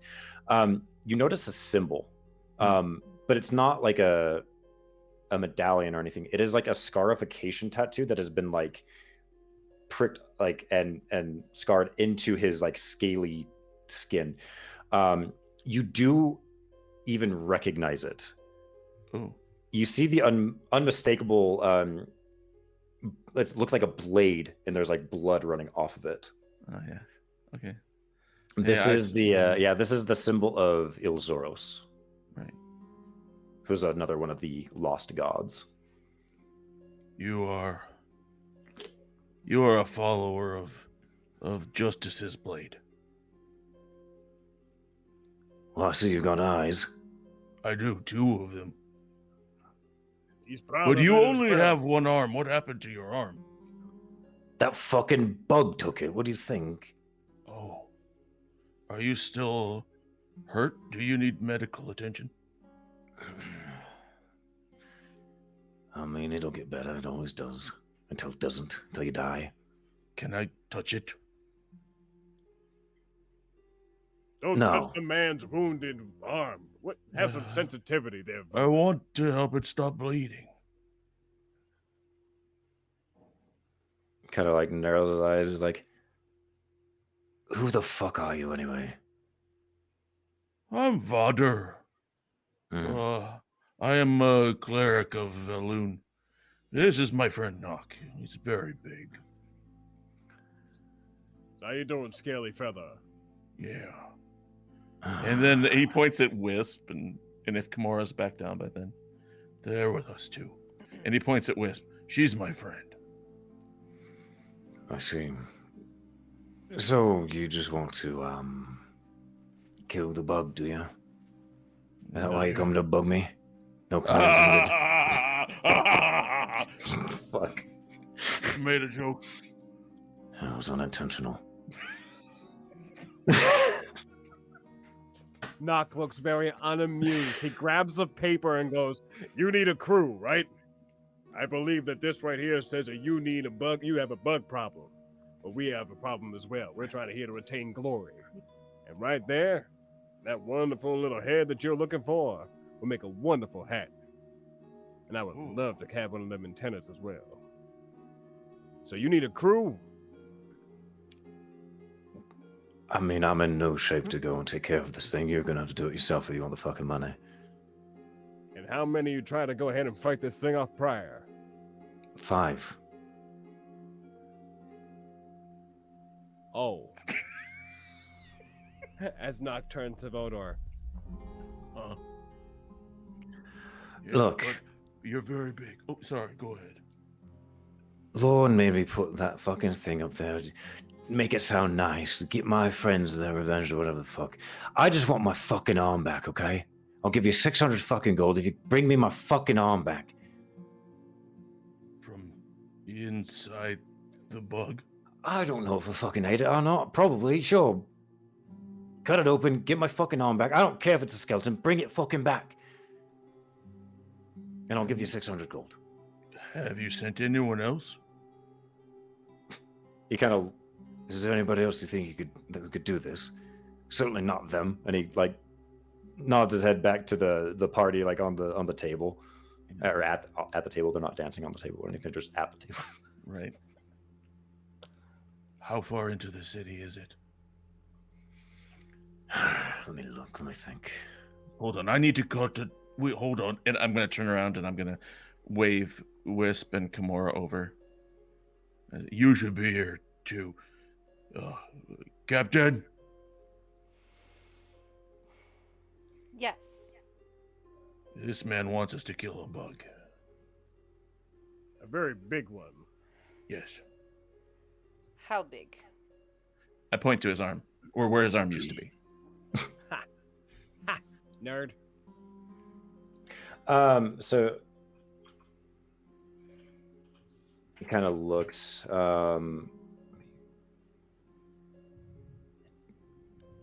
15, 20 feet in length, maybe. It's pretty big. Biggest fucking bug I ever seen. Yeah. How fast was it? I mean, he's got a lot of fucking legs. It was pretty fast. You Alright. know, how did it take it? Did it bite it off? Did it rip it? What did it do? Tore right through my arm with his fucking cleaver-like teeth or whatever the fuck it is. I don't know. I'm not a bug expert. So you say its mouth is big enough to tear your arm off, but not your whole body? I mean, if it got a good swipe at my chest, maybe, but What? Just one. yeah, just one that I've seen.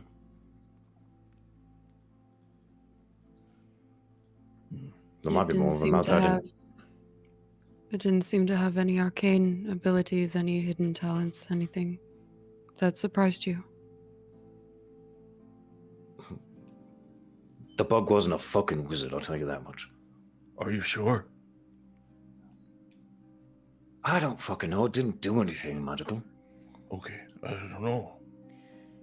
Cole, Mm-hmm. could I, based on descriptions, can I try and ascertain what it could be?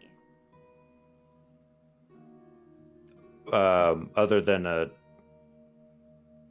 Like, giant.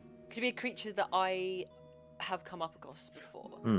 Go ahead and make a nature check with disadvantage. Disadvantage. One of them city peeds. It's not one of them outside mountain peeds. It's a city. No, peed. no. Mountain peaks. Urban peed. I believe we're looking at a 6. We're looking at a 6. Yeah. I mean, you've heard of large insects and bugs in your time. You may not have encountered any. So you're not surprised to hear that there could be something that big, but you've never come across something that big, at least according to like his description of how big it actually is.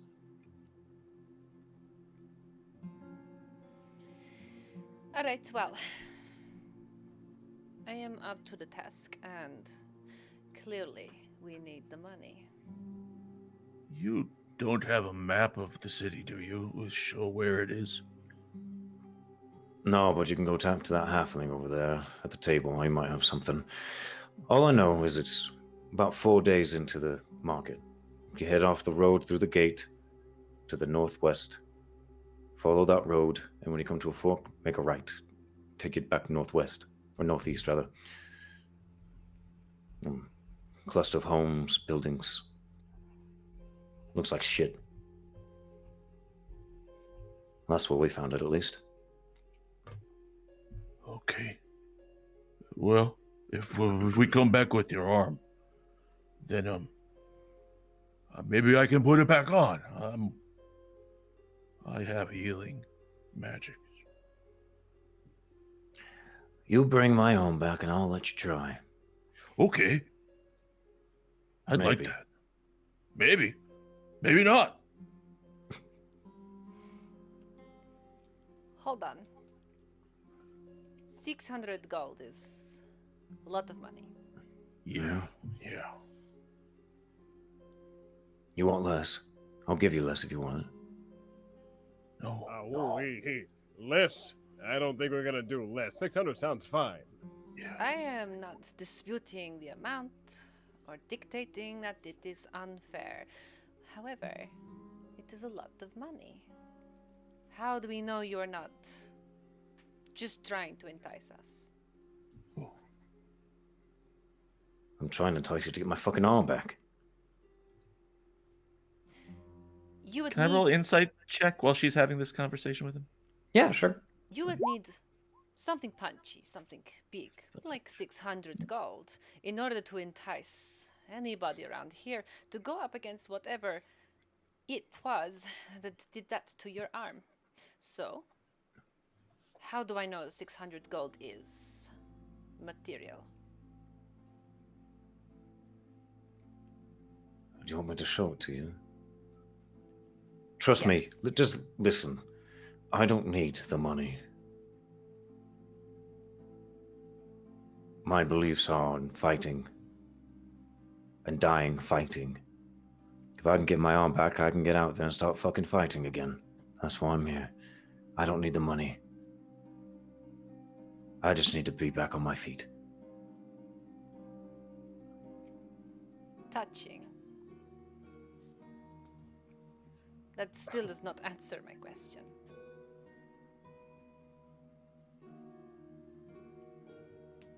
I've rolled an insight check, but it's not great. So 7. He seems to be telling the truth. I like him. I like him too. Maybe we should go ahead and get his arm. We'll cut that centipede's head off, and I'll make myself a brand new soup bowl. 2 in 1. I get a bowl, you get an arm. We all get to eat. Will that suffice you? Nock puts out his very large hand to shake towards the gentleman. He's kind of looking at Kimura. 200 now. No more questions asked about your money. Give me a persuasion check. Persuasion. Persuasions. Persuasion. Persuasion. Persuasion. Where's my persuasion? Just a standard, yeah? Yeah. Persuasion. Persuasion. Persuasion. 14. 100 now. All right. 100 now. All right. Give me a moment. I'll go get it for you. Okay. Kind of pushes himself with his one arm up out of the couch and begins making his way upstairs. I forget, what was I going to ask the halfling about? A map. Oh yeah, I'm gonna mosey on over there. Kimura would like to take note of the direction. Oh, so he headed upstairs. Yeah, he went up to the second floor to where all the other rooms are. But he quickly disappears out of your eyesight before you can see which room he goes into. Are the floors quite thin? You can't tell because where the bar ends, there's a wall, and the rooms go past Right. Okay. that. So they might be, but you'd have to get directly closer to them. Okay. No worries. So you two walk up to the table and you see this halfling, quite a large halfling. You almost mistake him for a dwarf. Almost a 3/4ling. Yeah. And he's kind of he's not built like a dwarf. He doesn't have big muscles or broad shoulders. He's kind of thin. But he looks up. You can see it looks like he's got maps and things and books open and pens and whatnot, quill and ink. And as he walk up and he looks up. He's like, "Hey man, how's it going?" Oh, cold voices. Hi. I'm Vodder. What a pleasure to meet you. I'm Reginald. My friends call me Reg. If I had any friends, you can call me Reg. I'll be your friend. Hold on. Wisp, come here, be this guy's friend. You just see her look very stunned and just kind of eyes very wide, and she comes up, from where she was, probably just kind of hidden behind everyone, just observing. And she just kind of comes and stands beside you and just goes, This is my friend Wisp. I just found out we were friends earlier. Wisp, pleasure to meet you. I'm Reg. Well, my friends call me Reg, and if you're Mr. Vodder's friend here, you can call me Reg. You can call him Reg. It's nice to meet you, Reg. Yeah, it's nice to meet you too. What are you drawing? Well, I am trying to get maps. Get, like, find, or like Oh. learn, or Yeah, all of those.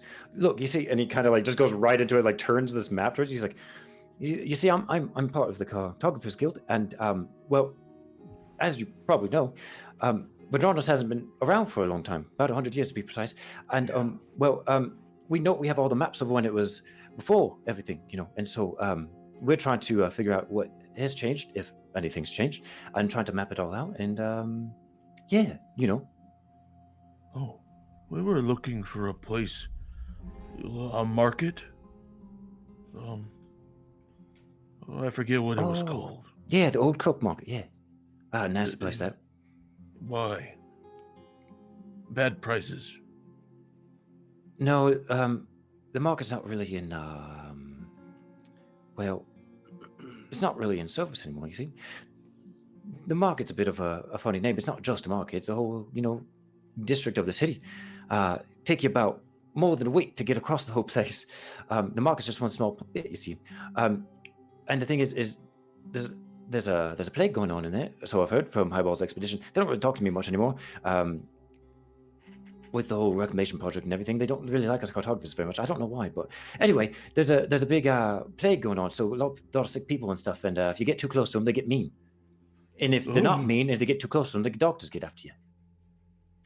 Oh, doctors and sick people and plagues. Yeah, we heard there was a bug.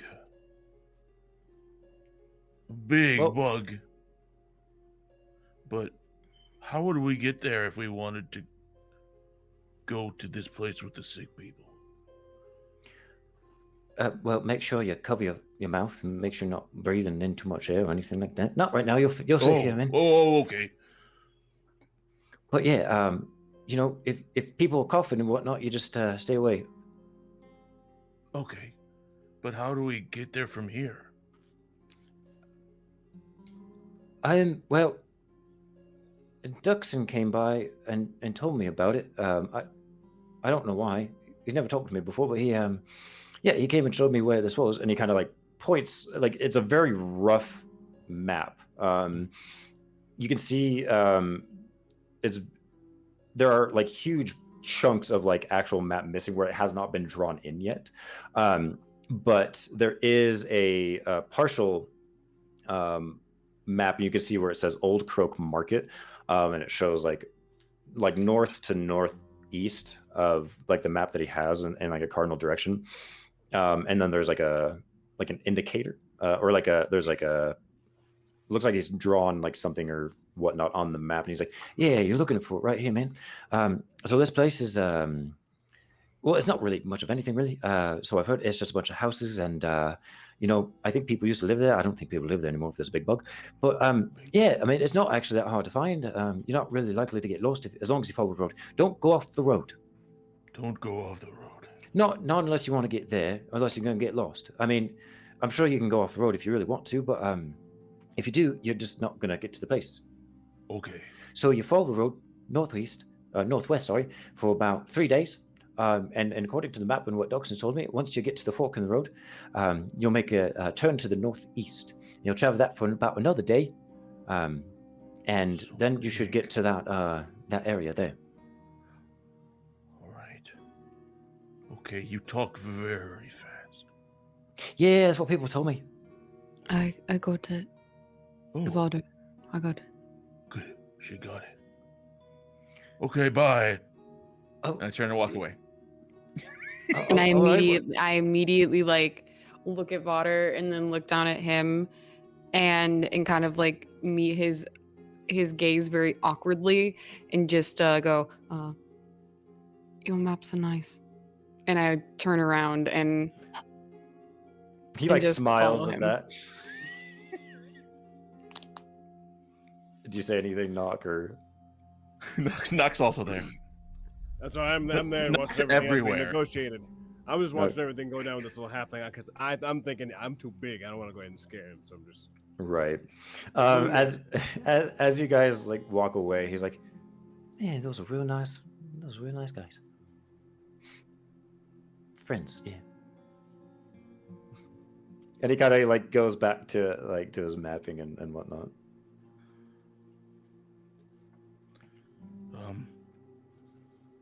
Well, What time of day is it? It was late afternoon when you got in by your best estimates. So it's probably early evening. Okay. I need to find a place to sleep. I can't afford this place. Does Kimura overhear that? Yeah, he would be addressing all four of us. Three of you. We are waiting for Dachshund to come back. Then you can stay here. Oh. I assume. Oh, 'cause money. Okay. I thought that was just for you. I need to make sure that everybody is in working order. Otherwise, you'll end up with one less arm. Like Dugson. Like a dachshund. But we're gonna find his arm. We can try. And Nock's getting a bowl. And I'm gonna have a big old thing of stew in that thing when I get it. Yeah. Yeah. Some of that bug gumbo. Kimura sort of lets out a half sigh. Go. Some just making the arms and hands like a circle. Stove. Not too much longer. You see Duxon making his way down with a decent sized chest. He's kind of carrying it under his arm. And he gets down back to the couch. There's a little bit of there's a small like coffee table or so. And he kind of just tosses it the chest onto it. And it lands with like a. There you go. Open it. What's in it? 100 gold pieces, which is wanted to before you left. Is it locked or can I swivel it open? You can swivel it open. Okay, I just kind of, with both hands, just kind of lift it slightly and like peek. A mimic attacks you. No, I'm just kidding. No, it looks it's full of it's full of gold, silver, and copper and whatnot. And by your estimates, it's a pretty good chunk. Unless if you want to count it all the way out, you can. But it looks in the realm of what you wanted. Kimura's seen quite a few gold transactions in her time, so she's gonna eye it briefly and then just kind of, and closes it again and then nods at Duxon and just takes the chest under her arm. Is there anything else you need?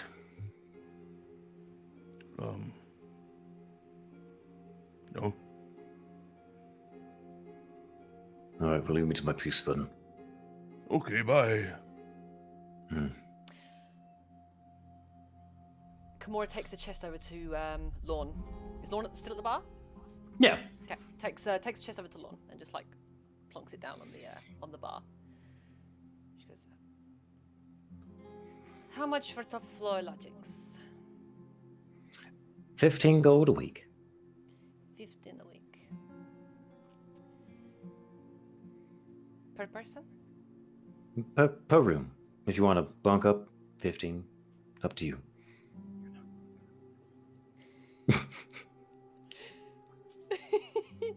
I turn to the rest of the party. Well? Do they have rooms big enough for me and Nog? That's exactly what I was about to ask. I swivel to Lorne. Well? Well, I've got a question for you. Am I a Firbolg? Yeah, I think so, yeah. Well, that answers your question. We sure do have some rooms for sizes of people like you. I'll bunk with Nog. You want to put both of our big asses in the same room? Yeah. You can be the big spoon. A very big spoon. I'm glad you know your place.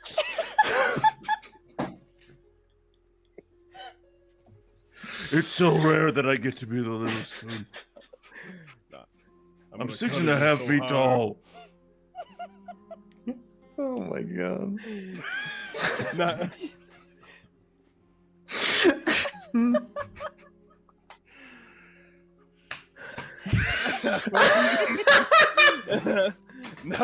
Knock just rubbed his chest and his belly together. He just. So I'm ready to get a big old nap. Tomorrow's gonna be a good day. Mm-hmm. I don't care. I'll sleep with. I could share with anyone. Oh no, you're sharing with me there, big guy. Me and you. Hey, he puts his hand on both of your shoulders. He says, "Me and you are gonna have ourselves a good old time." So you know, I snore like a son of a bitch. That's okay. I grew up in a monastery, and everybody there snored too. All right. I turn to Wisp. Share or not? It's fine by me. I only need the floor. Man, Wisp would be such a good roommate. She'll Just sleep so under bad. the bed. Quiet. She would sleep under the bed. Like top or bottom bunk? Yeah, Neither. neither. She sleeps underneath the fucking frame of the mattress right there. You definitely only sleep on the cool side of the pillow. That's for damn sure. I can just Yeah. imagine. Just for damn sure. Okay. I'd send swivel back to Lon. You notice that these swivels are very sharp, regimented. Like, it's a very perfect 180 the way she turns. It's just very snappy. And just looks at Lon and goes, "Do." All right. Well, that'll be 30 gold, and you'll be set for the week. She, without like losing eye contact, she just puts a hand on the chest and just swivels the chest lid open. He kind of just looks at it for a second, like waiting to see if you do anything. It's about 100 gold in there, so 30. Yeah, you can mark that on your character sheet. That is Yeah. y'all's. And you guys, if you guys want to split it, you can take care of that.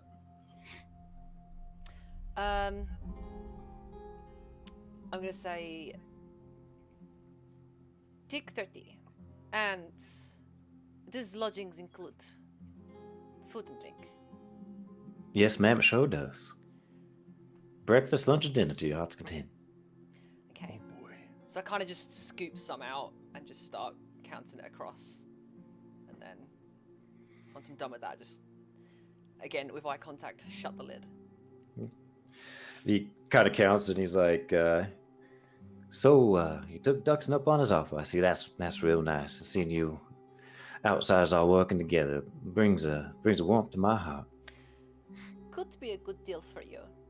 We've paid for a week. We might not last that long. Well, I sure hope not. I hope you come back and pay for another week. Yeah. I hope so too. Well then, how about those meals? They'll be ready in 45 minutes or so. I'm going to Here's go a- put my things in the room. And I run up the stairs as fast as I can. Vada, you forgot your key.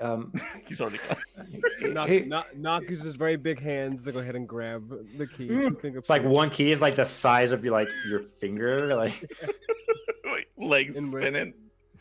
Oh, can I have a key, please? oh, absolutely, yeah. And Okay. he kind of reaches under the counter and hands you all a key to each respective room. Okay. He Knock runs follows upstairs. behind Vodor. Take care now. Thank you, fella. All right. So you guys all going up to your respective rooms then? Yup. So yeah, you guys have been put in. There's a bed for each of you if you choose to use. I just lost my train of thought talking about beds. You guys are able to, get comfortable, like get some of your stuff settled and whatnot. So whatever you guys want to do for the next little while, you guys kind of have the rest of the night to eat. If you want to go explore the rest of Hallow or more of Hallow or whatever, you guys are kind of free to do as you wish. Vader is real simple. Once Vader gets to the room, he spends a lot of the evening he's draping his vestments over the doorway in kind of a beaded curtain sort of vibe. Oh. You know what I mean? He's sort of like making that kind of like the altar of his room, and just not intrusive to block the door or anything. Just he's decorating around it, and then he spends the rest of the night praying, just getting his spells ready for the next day, and he stays in. He's quiet. Perfect. Anybody else want to do anything in particular? Wisp kind of mimics that instead of it's her own sort of thing. So basically, she's got one of those very small, simple packs that's just kind of like the rucksack, the really long one that has like the drawstring. And affixed to it is a quarterstaff and a small, basically like a yoga mat, which she unfurls and sets somewhere in the room adjacent to wherever the bed is, respectively, that Kimura is going to be sleeping in. If there is another bed, if there are two beds in the room for some chance, she's just going to push the one bed into the corner, kind of just it doesn't really matter. She's not going to use it, and she'll actually fold all the blankets and the pillows in perfect neat order and place them onto Kimura's bed as extras. And she'll unfurl her mat and she'll sit and she'll meditate for a while. And if nobody bothers her, if nothing's going on, she'll just meditate until she goes to sleep. Okay. Having all the extra stuff put on Kimura's bed, Kimura immediately takes it off, places it down by the side, takes one of... Well, I'm going to assume these places come with 2 pillows per bed, right? Is this a 2-pillow bed place? Yeah. It's got the comfortable lifestyle. Hotel. This is a 2-pillow kind of place. She takes one... Nothing says comfortable lifestyle like 2 pillows. Like 2 pillows, yeah. She takes an additional one of her own original pillows and sets that down. She takes any additional fluffery off, so it's just a basic ass blanket or whatever. Kind of unstraps her kind of leather shoulder piece, takes her trench off, any bandoliers, belts, anything like that, sets one of her weapons quite neatly down against I assume a dresser or something like that. Okay.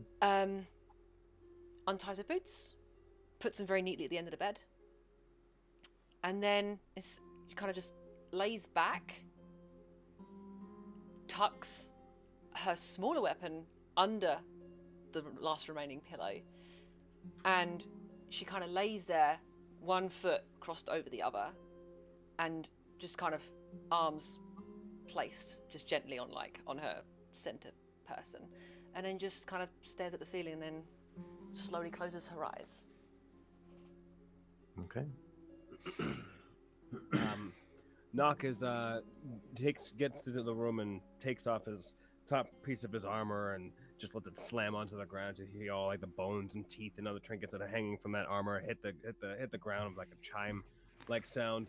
And then he walks over to his bed, which he starts fluffing everything up, and he looks over towards Vodor as he sees Vodor hanging up all the different charms and other things. He just kind of shakes his head questioning and says, "That over there ain't gonna wake me up, right? What you got going on over there? Do you want it to? No. Okay. Listen, hey, just like a debutante needs a beauty sleep, I need to make sure I get my rest so I can kick this giant bug's ass. Yeah, no, it's very quiet. Change is quiet. And he's gonna walk over and he says, "Are you going to sleep now?" Sis, I'm going to get as much as I can as soon as that sun rises. I'm gonna cast sleep on him. I don't know how sleep works anymore, so... Hold on. Okay. I think So this is a Twilight clerics always have sleep prepared, basically. And it's it lasts for a minute, but I mean, you know, at this point, hits it. He just immediately hits the ground. Yeah, He's just. I mean, it's 5d8 hit points, and yeah. Go ahead and roll that 5d. Oh, 20. Oh, it was only 22. What's your HP, Vodder? Not Vodder, or Nox, sorry. My HP is 32. Yeah, that doesn't work. So like he like touches you, and you're like, well, like you kind of get like this wave of like tired, like holy shit, I'm tired. The name like, of that spell is drowsy. Yeah. I look at him. Yeah. I grab the pillow next to me and I throw it at his face. Oh. Like, I go, keep your hands to yourself. And I put my head back and slowly start to fall asleep. And every once in a while, periodically throughout the night, one eye pops open and gives him a look of a demon, if you would, as I hear his prayers and incantations throughout the night. Okay, fair enough. So you all sleep very well compared to what you have been, sleeping in a wagon or in a tent or whatever for the past like month on your journey to actually get to Vedranis. You guys wake up in the morning feeling refreshed. So technically you would have had a short rest. Short rests are still an hour, but you did get a full night's rest. So if you have any like spells that take a long rest to get back, you don't actually get those back for tonight. I don't know if that's what if you're one slot down. Okay. But you guys wake up in the morning, and you can instantly you're awakened to the smell of food. Why did I just put my hand up? Teacher, I would like to note that Kimura was already up before. I mean, I assume, unless anybody else did, before anyone else. In fact, she's already up, fully dressed, fully kitted, and her sleeping place looks like nobody slept there. In fact, it probably looks neater than when they got there. In regards to the tuck, it's all very squared.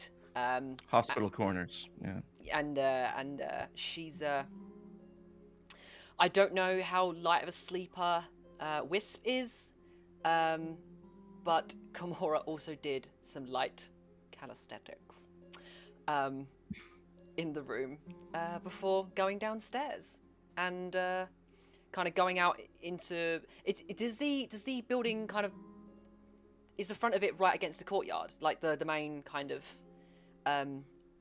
central area? Yeah. So it's within that square. Yeah. So she's actually out the front, just basically getting some morning air. Okay. Perfect. I guess to be on the flip side of that, contrary to popular belief, Wisp sleeps like a maniac. She definitely, like, she has the cot and like the whole, like, or not the cot, but like the mat and everything. But like when she sleeps on it, she's just like just everywhere. Like she just gets comfortable. It's the ground. She doesn't care. Sleep like yoga. That's the one thing ever since leaving her monastic order and being set off on this quest. Like that's her one point of leisure, is to be able to sleep in whatever position she would like now. So she sleeps deeper, and so like the calisthenics don't wake her up. Her, putting on her whole kit and caboodle doesn't wake her up. But probably like the one thing that will wake her up is like the door after she tries to like close it, like trying to leave. I imagine if Kimura's trying to be quiet and closes the door quietly, that instant click as it like shuts is what wakes her up, and she's just like and then she just instantly like composes herself and like breathes and just gets up and like starts doing her stuff for the morning. Amazing. Okay. Yeah, so there's breakfast prepared for you guys. Whatever food you can really like, think of, like sausage, eggs, things like that. Like very well made as well. Now I'm hungry. All you had to say was sausage, eggs, and apparently that did it. Okay. Sounds like a breakfast to me. Yeah. So you guys are able to eat and do what you want. As you guys prepare for your journey, so you do you were told it was about a 4-day journey, so you're free to make whatever preparations you want. If you want to talk to anybody else, you're free to do so. Now, in this system with the rules that we're using, we're bringing food and water and stuff along with us, right?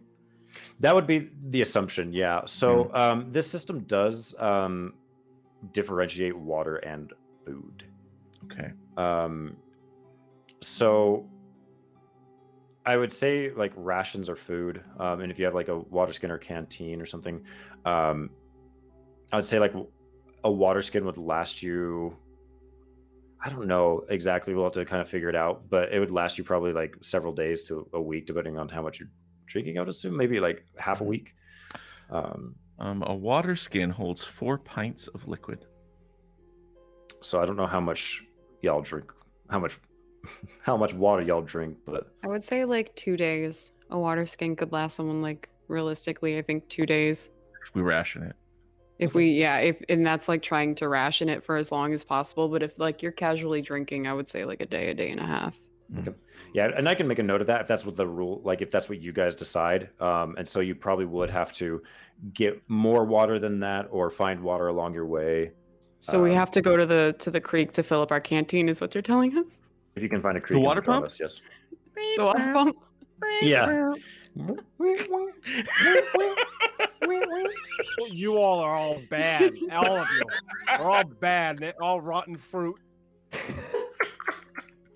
I go buy 7 cans of corned beef.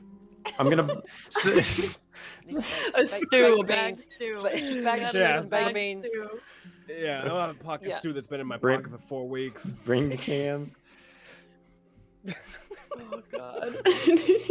There's I'm the not gonna first wild RP Reference. For real. reference Oh. of the campaign. One No, of I'm many. not gonna get that No. sound out of my Mr. Ray. fucking head.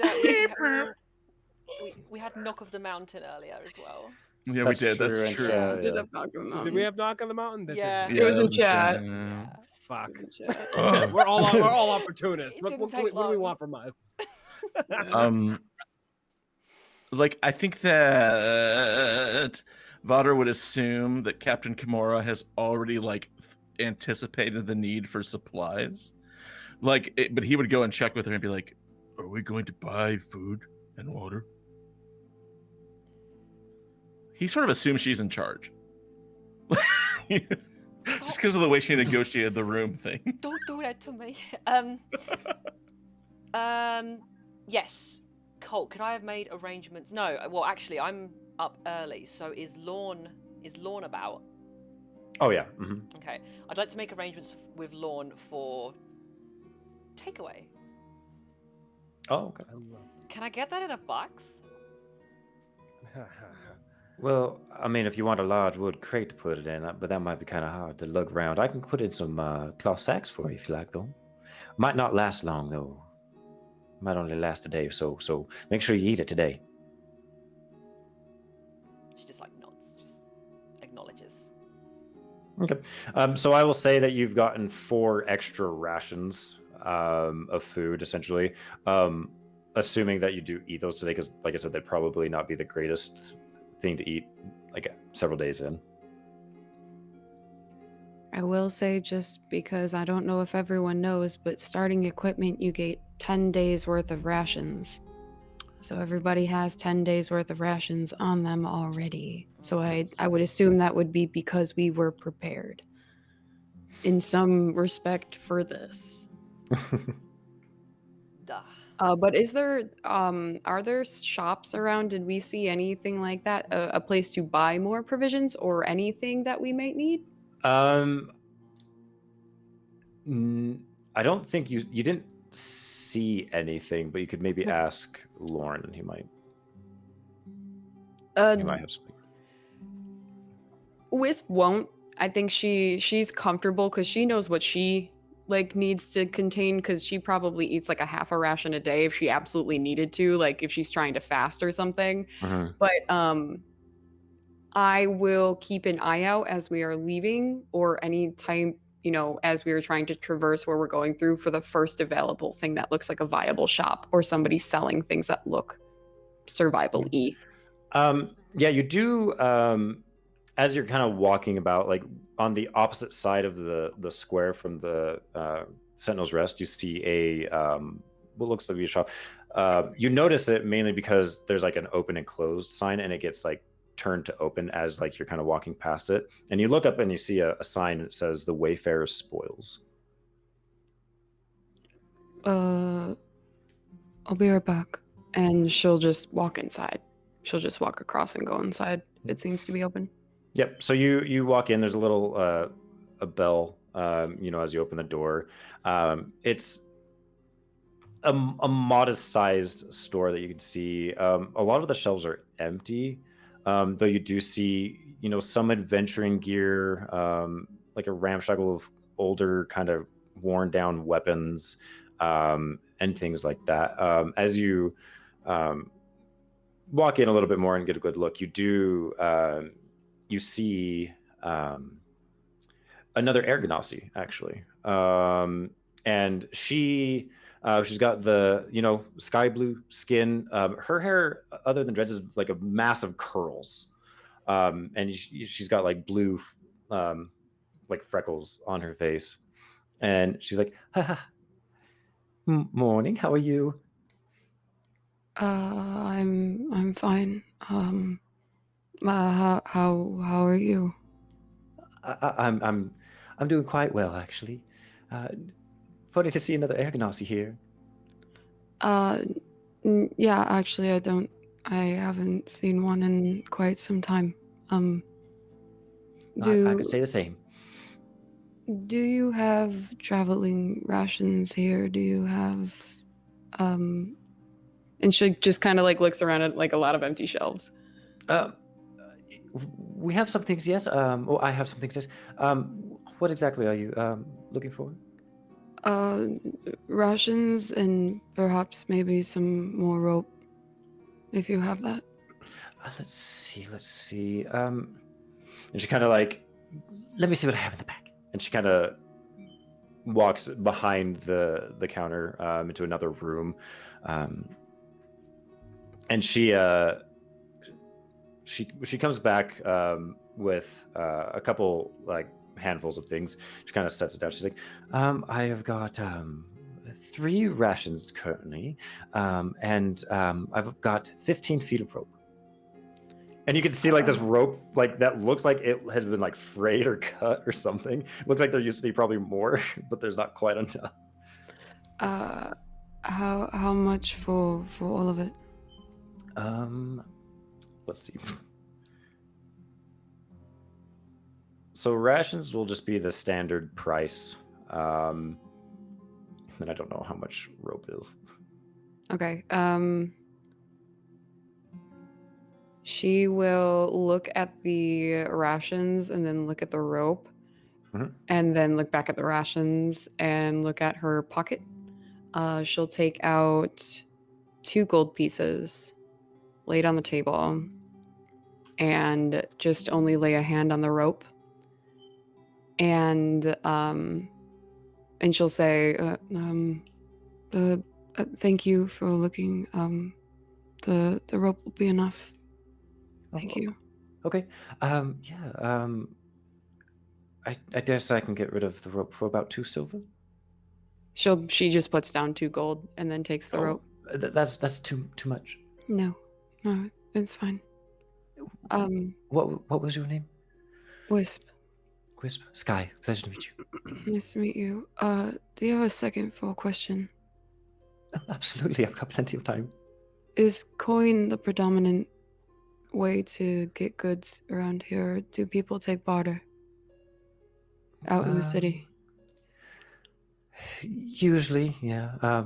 Some people are prone to barter, yes. The smithy, for example, will usually only take barter, not coin. But I know Law takes coin. I'll take coin. I'll take whatever I can get, really. And she kind of like looks around at like the empty shelves.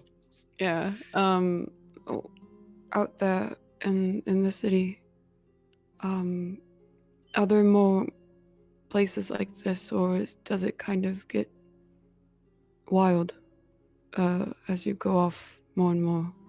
Oh, you mean past the bulwark? Yeah. She kind of trails off and like looks away for like a solid 10 seconds. Oh, sorry. You might be able to find someone out there. I'm not quite sure. Do It's you a little have dangerous out there. memory lapses? Hmm. Do you have memory lapses? I'm.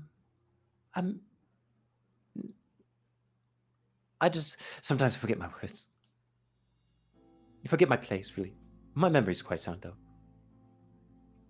All right. Thank you, Sky. I hope we meet each other again soon. Me too. Come by anytime. She'll take the rope and trail out. Okay. Meet back up where everyone is. Yep. You guys are kind of at the center around the statue. Awesome. Are we going by wagon or anything of that sort, or just all by foot? Just curious to see if we had a wagon from our convoy of wagons. Yeah, I'd say technically you still have a wagon. As you guys are staying there, though, you hear the door, even from distance of the Sentinel's Rest, like slam open. And as you turn to look, you see Calder like running out with like he's like trying to like put on his like socks and shoes, and like he drops his backpack and he like and he comes barreling towards you guys, and he's like, sorry, I overslept. Are we ready to go? And he's kind of like kind of bouncing on his feet a little bit.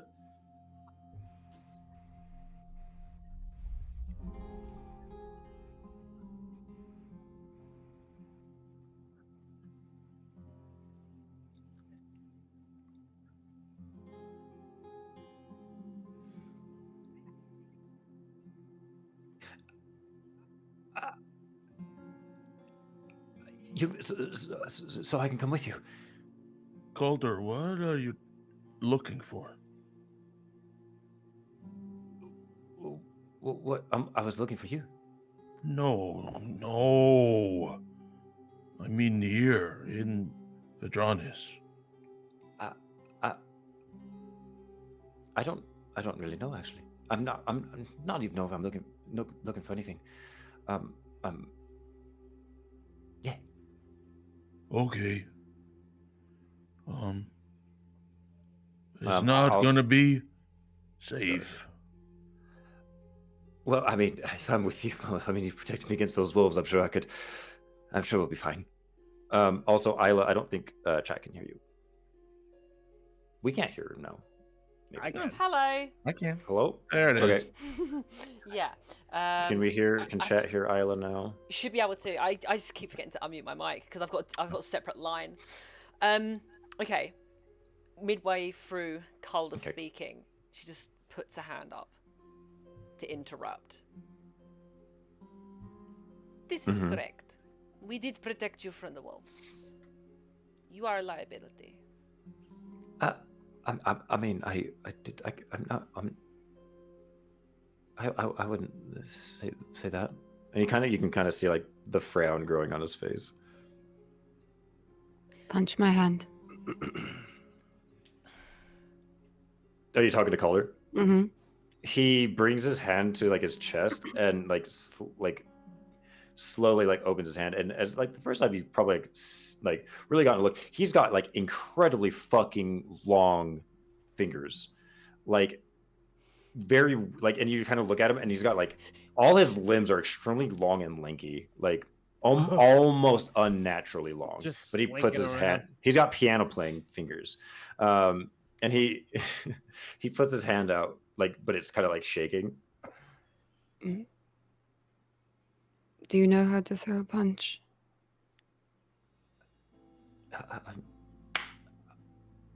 I don't really punch. I've got a dagger though that I use if I have to. But I mean, you've seen me. You've seen me when we fought those wolves. I know magic. You know. I think we need to do a vote. Okay. Knock tightens the rope on the rest of the wagon and whatnot, securing whatever we need to go ahead and secure. Looks over to the frail one. Mr. Calder. You got eyes wide and real big.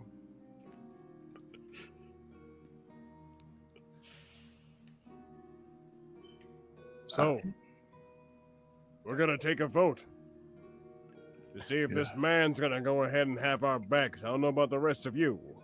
I don't worry about one goddamn second knowing that I'm out there battling, doing what needs to be done. So I know that you'll at least put something up. But you fella, I'm not gonna worry about you. You're gonna be able to go ahead and worry about yourself. I've gotten this far, yeah. Vodor, you said a vote. Yeah, like we all say what we think, and then whatever gets like the most. It's how votes work. I think this man lacks spine, and I don't think I can attain glory by worrying about this worry ward. Here's my input. Okay. Tightening ropes. We are 4, and Duxon said that there were 5 last time, so one more person is good. And it's a change. It's 5 is different than 4, so I vote yes. Doc looks over his shoulder at the rest. I say we keep him. He holds his own, or he doesn't. His fate lies within himself. He wants to like nod, but then he realizes what you're saying. He's like, Kimura draws her hand cannon very fast up against him, straight into his face. he like kind of like almost like hits him, and he like recoils as if like he's gonna get hit with it, and then he's just like turns, and he's like keeping his eyes closed.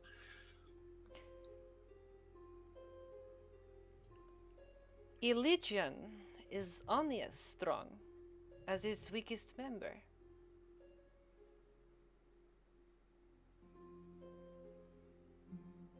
I did this. You did not even react. I say no. And she just slowly holsters. Uh-oh. It's a tie. If do I get to vote? We'll take a vote. I say yes, he gets a vote. A vote for a vote. Yeah. Wisp will just nod. Knock shakes his head and goes, yes, he has a voice. He can go ahead and use it. What do you think? Well, how do you vote? I won't let you down, I promise. Okay, he comes with us, but you can't slow us down. Okay? No, I wouldn't dream of it. I only have so many spell slots. This is ridiculous. And Kimura squares up to him. How tall is he, would you say? Like 6'3". Okay. But he's like, the way he stoops, he's like probably like 6 foot. Okay. Well, I'd square up to him, regardless. He even his height advantage, like he still is like shirking away from you. Like he like draws his shoulders in, and he's like turning a little bit away from you. If you get us into a situation that endangers our lives, I will kick you to the enemy myself. Do we have an understanding? He just nods his head very quickly, doesn't say anything. Other than that, don't pester me. Ray, 5. All right. As you guys begin heading in the direction of the northern gate, you guys begin your first proper journey into Vedranis, and that is like perfect timing of where we're going to end tonight, actually. Yay! Right as soon as we hop into it. That was really, really good. Oh my gosh. We did it. Okay, I'm going to check in with Cole. Cole, Huh? How you feeling about your world, and we get to play in it and all that? I have a lot of stuff to plan. Yeah, you do. I'm so But now, excited. I have a direction. So There you go. we're good. Yeah. There you go. I think I love the homebrew, man. All that time and work that you put into it. But I think honestly, there's gonna be so much damn opportunity in this place. I cannot wait to see what you go ahead and fill into this world. All right, Hell yeah.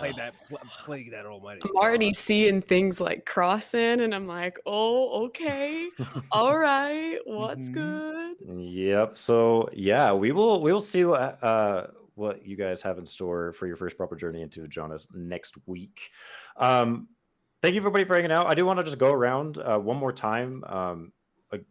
Let us know what you guys are up to, where we can find you, and things like that. We'll just go clockwise again. Justin, if you want to start. Sure. I'm Justin. I'm Doc Rimbo. He, him, they, them. Let's see. What do I do? On my Twitch channel, when I remember, I like to stream Wild RP, which is not a surprise to anybody here. And it seems silly to even mention it, but I love doing that. And I'm also in a couple other tabletop games. Next month I'll be over on a different channel a couple times. That'll be fun. And I loved this today, and I think this is going to be a really fun campaign. Yeah, Hell yeah, I'm right. super excited. Hell yeah. Hell yeah. Isla, where can we find you? Hi, I'm Isla, and this time I have my mic prepared. You can find me over at Fennec Zova. That is Fennec Z over. Not Fesnikov, just to make the distinction. I will personally come to your house and punch you in the ear. If it's not doing it, I will be flattened.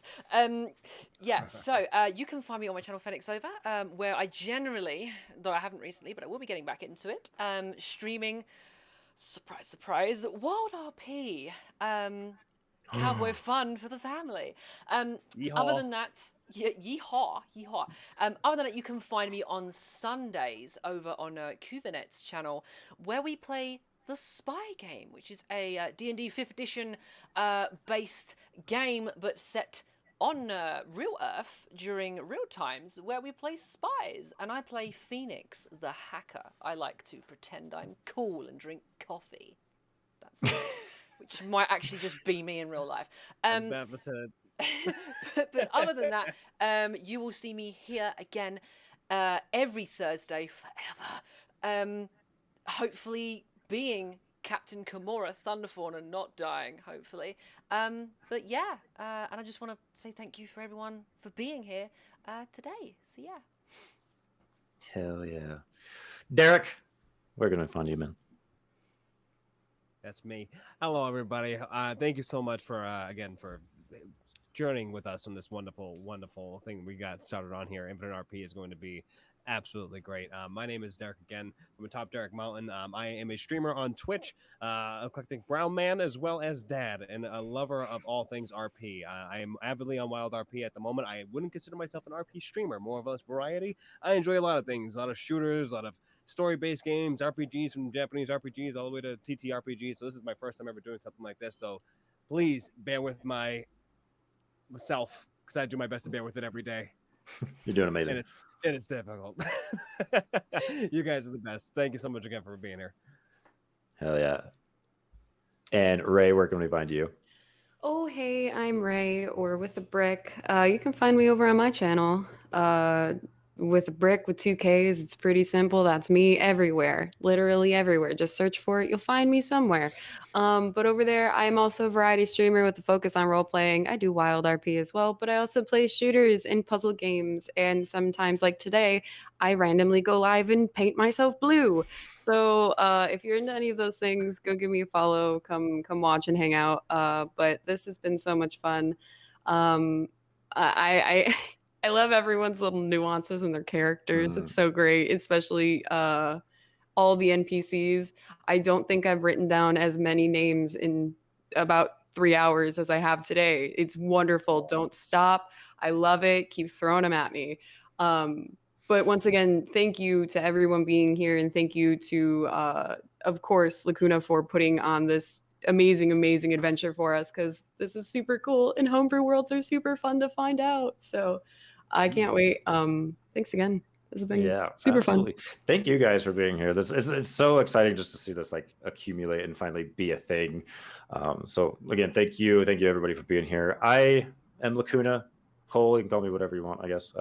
Lacuna Matata is what Derek calls me, sings it to me sometimes. You can find me at Lacuna RP on Twitch and Twitter. I occasionally play Wild RP. I've been taking a little bit of a break, but you usually find me as Tavish Black. Do the voice. The chill. What do you want me to say? I haven't done the voice for a minute. Oh my god. It takes me a second to get welcome to it, you know. I also play Wiley Wild, who's a cult leader on Wild RP sometimes.